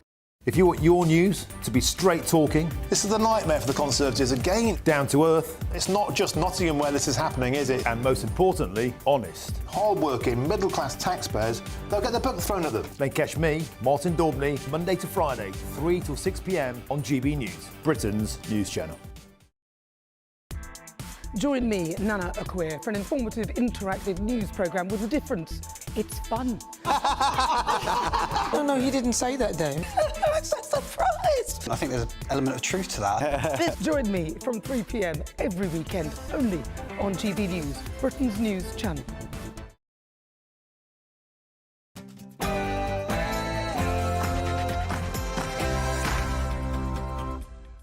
Good morning. A momentous day as Brexit turns 5. On the 31st of January 2020, Britain made history by regaining sovereignty from the European Union. We are leaving the European Union. For many people, this is an astonishing moment of hope, a moment they thought would never come. But all those years later, where's the hope gone? Is the potential yet to be unleashed? What Brexit gives us is the tools to solve those problems, and unfortunately we haven't used them as well as we could have, and it seems like the Labour Party is going to use them even less well. Well, all day on GB News, we'll have very special coverage remembering why Britain voted leave. Well, I'm at the North Shields fishing quay, and it's a beautiful day, and I'm finding out whether Brexit has been a plus or a negative. It's probably one of the busiest fishing quays across the east, so I'll be speaking to fishermen, fisher people, fisher them if you're Sam Smith, to find out whether it's thumbs up or thumbs down. Yeah, join me from Boston, Lincolnshire, the Brexit capital of the United Kingdom. 75% of voters here voted to leave, but the town has seen the second biggest increase proportionally in immigrant population since 2011. Has Brexit been a success or a complete and utter failure by the political class? Today I'll be joined by politicians, business leaders for their feedback as Brexit turns 5. And Policing Minister Diana Johnson. We're not joining the single market, we are not joining the customs union, we're not bringing back freedom of movement. Well, all that comes after Dame Priti Patel, Shadow Foreign Secretary, promised the Conservatives aren't giving up on Brexit. Tell you now what I will do and what my party will do is that we'll stand up for Brexit. We'll stand up for the British people that voted to leave the European Union. Also today, tragedy in Washington, the deadliest aviation disaster in the state since 9/11, as 67 people are killed. Donald Trump gets backlash after lashing out and blaming diversity hubs. I have common sense, okay? I think it's very important to understand that for some jobs, and not only this, but air traffic controllers, they have to be at the highest level of genius.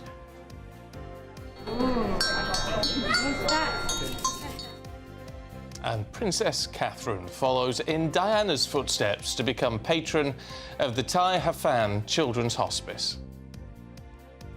Hello, good morning. After some rain overnight, that'll eventually clear its way off to the southeast, allowing some sunshine to develop, but not for everywhere. Stay tuned, and I'll be here with all the details. It's just gone 9 o'clock. I'm Stephen Dixon. I'm Ellie Costello, and this is GB News Breakfast.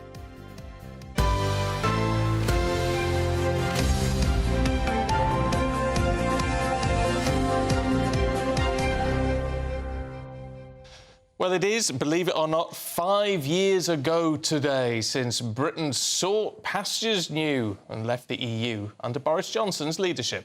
Tonight, we are leaving the European Union.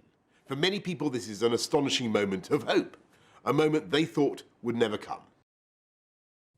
Well, back in 2016, when Britain voted leave, that hope that Boris Johnson speaks of was well and truly alive.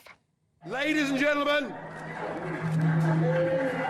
dare to dream that the dawn is breaking on an independent, united kingdom.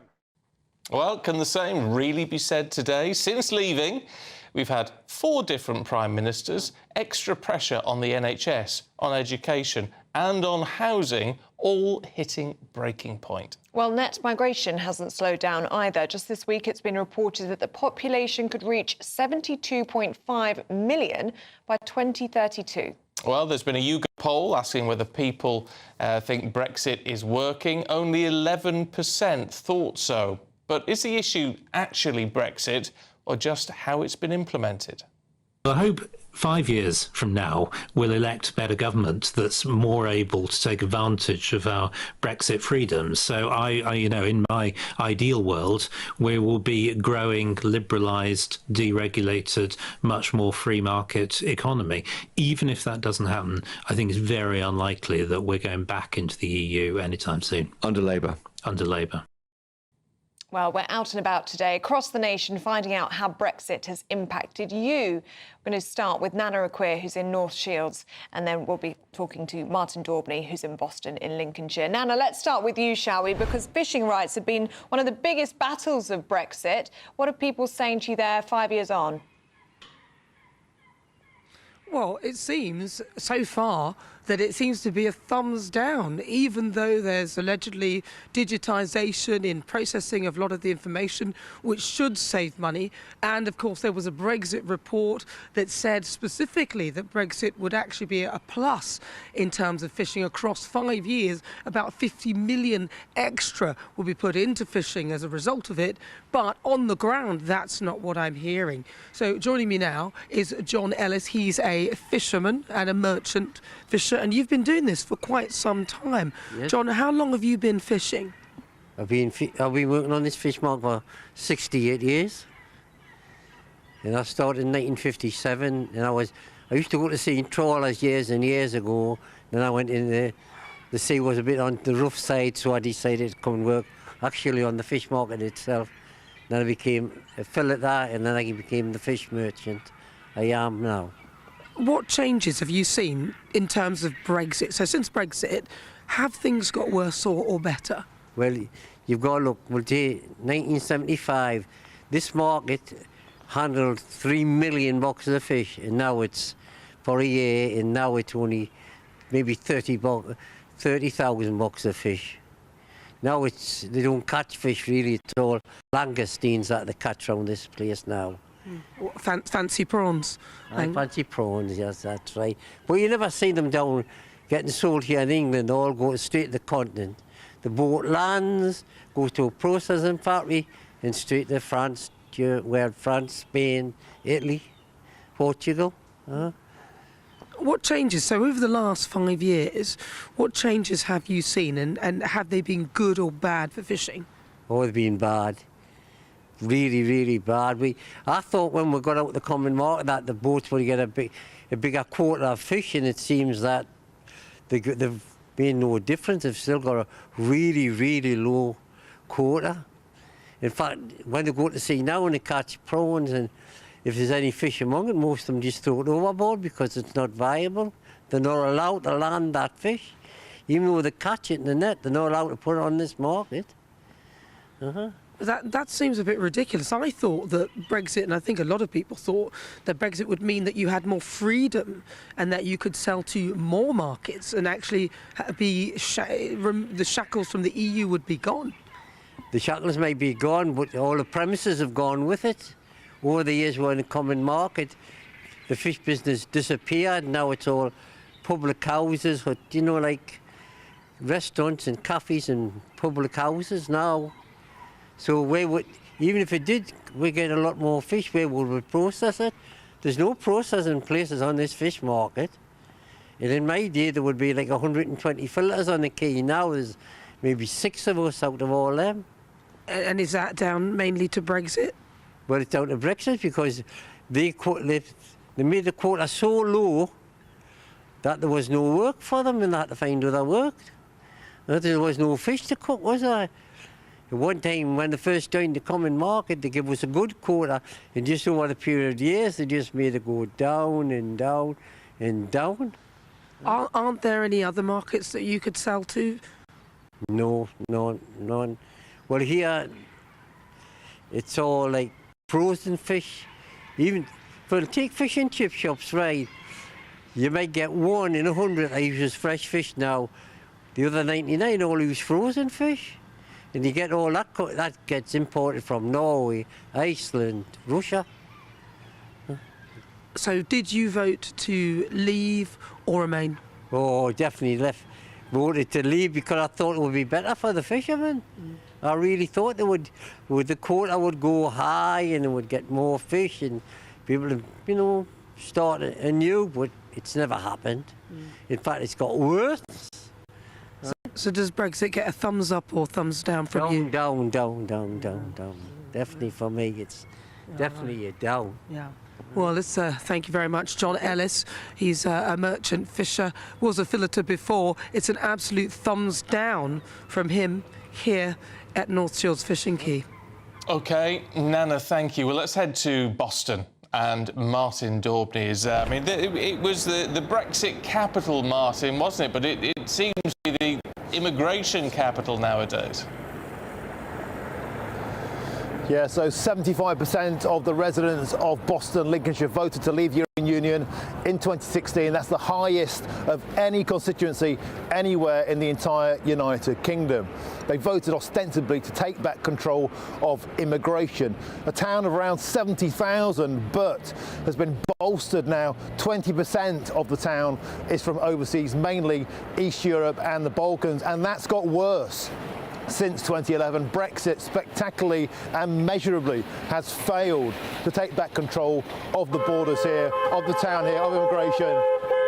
They like us here in the town. We've already been approached by many TV News viewers, and I'm now joined by the Deputy Leader of Reform UK and the Member of Parliament for Boston and Skegness, Mr. Richard Tice. Richard, welcome to the show. Nice to see you. I mean, the sun, the sun's not yet shining. The skies are grey with disappointment on Brexit Day, because all the opportunity, it was the right thing to do. This great vote here, the biggest constituency, I think, vote in the whole country. But people are disappointed, Martin, with the Tory government's utter failure to take advantage of this great opportunity. And people here feel been betrayed, been let down, because far from taking back control of the borders and reducing immigration, the Tories basically allowed it to explode, to mushroom, which was a complete and utter opposite of what was promised, and people believe them. Just so people at home understand, what is it about Boston and the area that attracts so many people from places like Lithuania, Poland, Romania? It's a seasonal agricultural work and the factory work, right? Huge agricultural industry here and across the whole constituency and in Lincolnshire. So yes, we need seasonal agricultural workers, of course, and that's we've always had that, should have always had that, but that's been allowed to mushroom into just a complete explosion. And I'm afraid to say that there's been much illegal immigration here in and around Boston, which I think has increased in recent years, a failure of the authorities to actually to control immigration laws, and that's one of the things that I'm determined to get on top of. So yeah, it's a series of disappointment, really, that this opportunity has not yet been taken advantage of, but it's still there. And frankly, it's only reform that will take advantage of it. So the feeling is, Boris Johnson said we'll get Brexit done, and people around here don't feel that happened. The borders haven't been controlled, the population is actually increasing. So the amount of immigration coming into this area is actually going up. It's 50% higher than the average for England. A total failure of border control, and particularly in this town. So how could that change in the future? A lot of people are thinking that Keir Starmer's government, bear in mind he campaigned to cancel Brexit as the leader of the People's Vote, that we are on a direction of travel to get closer to Brussels. Can Brexit ever be delivered? Well, legally we've left. Practically, we've not taken advantage of that opportunity, but there is still time. What we've got to do is get rid of this dreadful Labour government who want to drag us closer to the failing, sclerotic, recessionary European Union, take advantage of the much bigger opportunities, and also to make Brexit work for British citizens. And actually, if you restrict the labour supply, if you have net zero immigration, which is what we want, then guess what? Actually, wages will go up for British citizens, but opportunities will grow. Net zero immigration is still 5 million in. No, it's not. Net immigration is 5 million, so net zero is 5 million in. But net zero immigration means one in, one out. And actually, you should only welcome highly skilled, highly qualified people who speak the language, who want to integrate and who want to work. Not this lunacy where we've just seen in recent days where you've got like 15,000 health and social care workers, and 60,000 dependents coming with them, not working. That's idiocy. No common sense whatsoever. So let's have a smart immigration policy, not a mass daft immigration policy. Okay, Richard Tice, thank you very much. So stick with us. We'll be back here throughout the day, speaking to business leaders, locals, and also there's a Lithuanian language school down the way there where they are welcoming children from abroad to teach them English, all paid for by the council. Does that sound like a constituency that took back control? We're saying goodbye from Boston, Lincolnshire, and thank you, Richard Tice. OK, Martin, thank you. Well, our poll of the day today is, do you trust the government not to unpick Brexit? Well, so far, 99% of you say that Starmer isn't to be trusted. Just 1% of you say you have trust in this government. We just saw Martin Daubney there. The final result of this poll will be announced in his show later.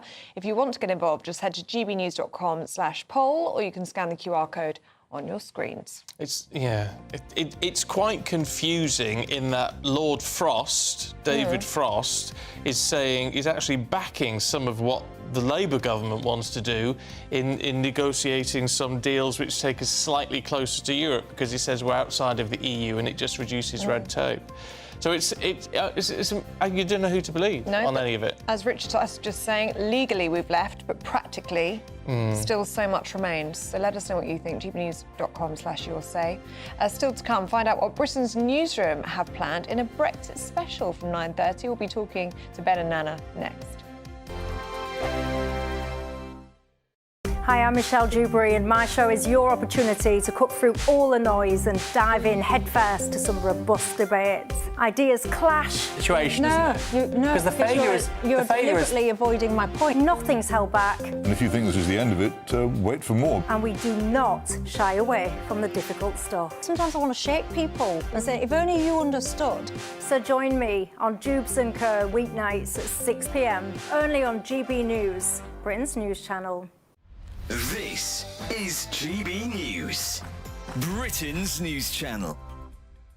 Ironic article in The Guardian, Nick, caring about facts. Yeah, this is Meta is ushering in a world without facts, says Nobel Peace Prize winner. And they just seem to give these Nobel Peace Prizes to anyone these days. So it's Maria Ressa. Not working. Zuckerberg came out, and it was very bold. He said a few things. We're going to use community notes instead of fact-checkers. Fact-checkers inverted commas, it just means people pushing usually a specific viewpoint. Community notes seems to be a great system that X uses, so why not do that? I think that's great. He's going to reduce restrictions on topics like immigration and gender. Good, because I'm against censorship.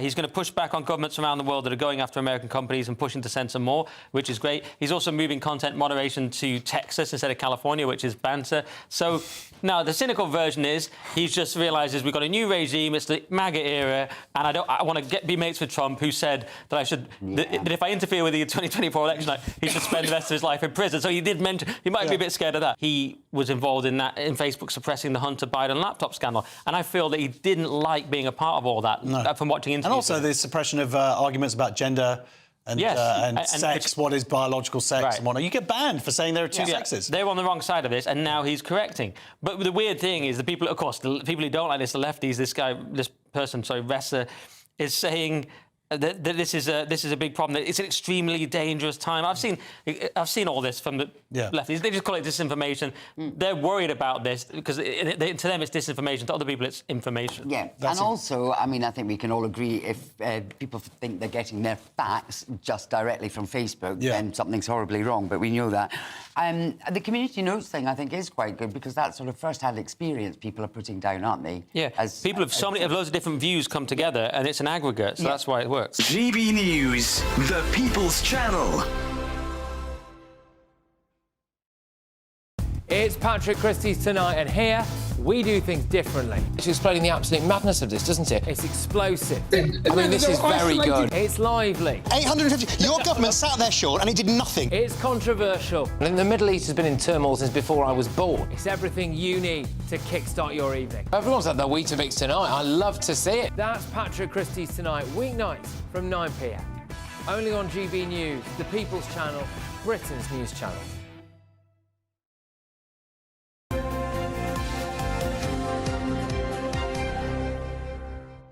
19 minutes past 9. Now, have you entered the Great British Giveaway yet? Well, if you haven't, you're on the last day. Hours. Final hours. Final hours, that's better. Now, imagine, though, what you would do if you won? Well, Phil Cox, who you may recognise... received £10,000 in cash, an iPhone and shopping vouchers when he won the first ever Great British Giveaway a year ago. And as you can see, he's here. Good to see you once again, Hello. Phil. What was it like? Take us back to that moment when you got a phone call to say, guess what, Mr. Cox? Yeah, it was... how can I put it? I thought it was some kind of setup. Yeah. I didn't think it was real. So it was kind of, do I believe this or do I not? Is this true? So after receiving the phone call, I was a bit dubious, but then they sent me the information and it went on the website and said, I'll go and check. And I checked and I still wasn't sure, and I spent all morning and most of the day thinking, I'm sure this is the biggest a setup. Oh, but no, it was real life. It was, You won £10,000. Yeah. So what difference has that made to your life? Yeah, it's made a good difference because I planned to get married just before I won, so it's paid for the wedding. Oh, congratulations. Thank you. That's a lovely way to spend money. So we're getting married in June, and all of the money pretty much is covering the cost. You see, that's really nice, actually, because, I mean, weddings, you know, it's a lot to look at financially. Yeah. And so to have that taken care of... I know. Well, I didn't even know how much it was going to cost. Like, just the little things just cost so much money. I know. Yeah. It adds cakes up, and flowers. Oh, don't get me started, I know. I know. It's a lot, but obviously we're covered, so... yeah. Oh, well, that's fantastic. It came at perfect time. And it wasn't just the cash, was it? You also got a phone and some shopping vouchers as well. So the phone's great. It's just what I needed at the time because I was due for an upgrade.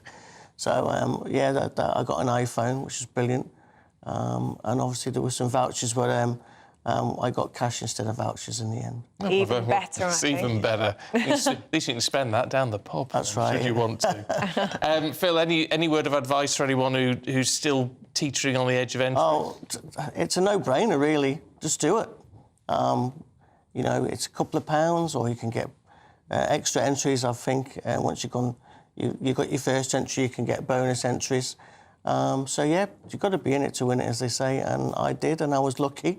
And nothing special about me. I just got lucky, and hopefully somebody else will too. Oh, well, you're very special to us. You are, Phil. Really good to see you. Thank you very much indeed. Well, Phil won 10 grand. Would you like £50,000 tax-free?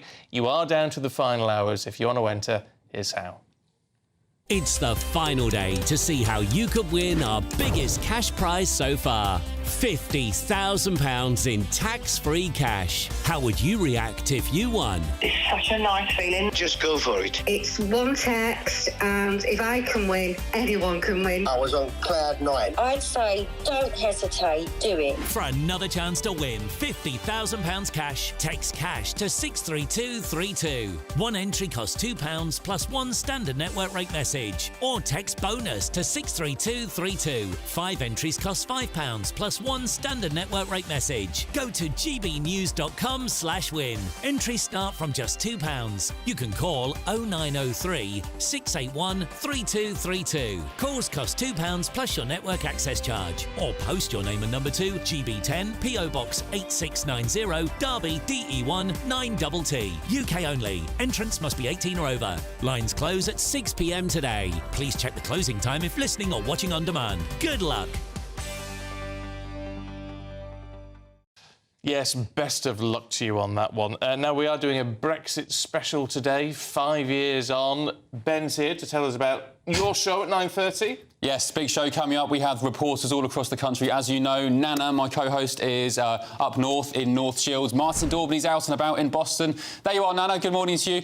I say my brief opinion on this is Brexit has been a bit of a struggle thus far because the politicians haven't had the will to deliver it. But I would rather die on my feet than live on my knees, and there's still time, with a bit of optimism, to get it right.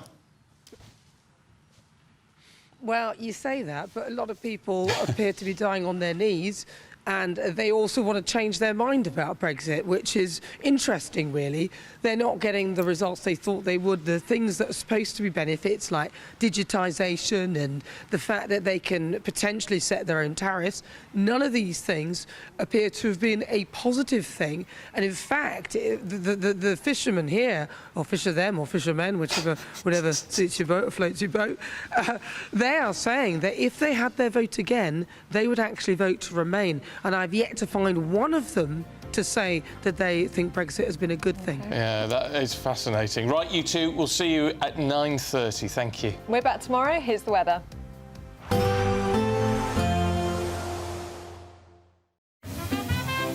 Heavy showers first thing will be followed by a warm, cosy day. Boxed boilers, sponsors of weather on GB News. Hello there, good morning. Welcome to your GB News weather update from the Met Office.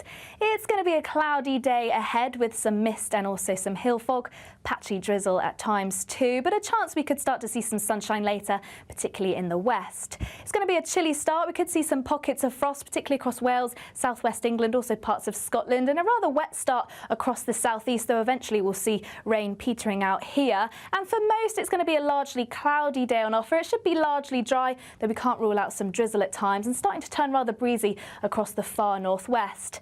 Temperatures around about average, though struggling a little bit across Scotland, where we see the thickest cloud. As we head through into the evening, we'll see a mix of cloud and clearer spells, the clearest of conditions across the far southwest of Scotland. Once again, this cloud thick enough to produce some rain and drizzle, mostly across hilly areas. Then a change is going to be on the way from the west, starting to see winds really pick up here, and then later on into the evening, clouds starting to spill in across western parts of Scotland and Northern Ireland. Still plenty of clear skies across Wales and parts of Devon and Cornwall, but for much of the country, it's going to be a rather cloudy end to the day. Once again, could see some drips and drabs of rain and drizzle across hilly areas. Now it's overnight where we'll begin to see this change from the northwest. Once again, still staying very windy here. Clouds starting to spill in. Also some outbreaks of rain and drizzle just starting to clip in to western parts of Scotland, Northern Ireland towards the end of the night. For most, it should be largely dry, and where we see the clearest skies, temperatures dropping below zero. So once again, we could see some patchy frost to start the weekend. Now, once again, to start on Saturday, there's still going to be plenty of cloud around, though through the course of the morning into the afternoon, it should start to break away, so we'll start to see some sunshine in places. That's away from the far northwest, though still plenty of cloud here, and also some more persistent outbreaks of rain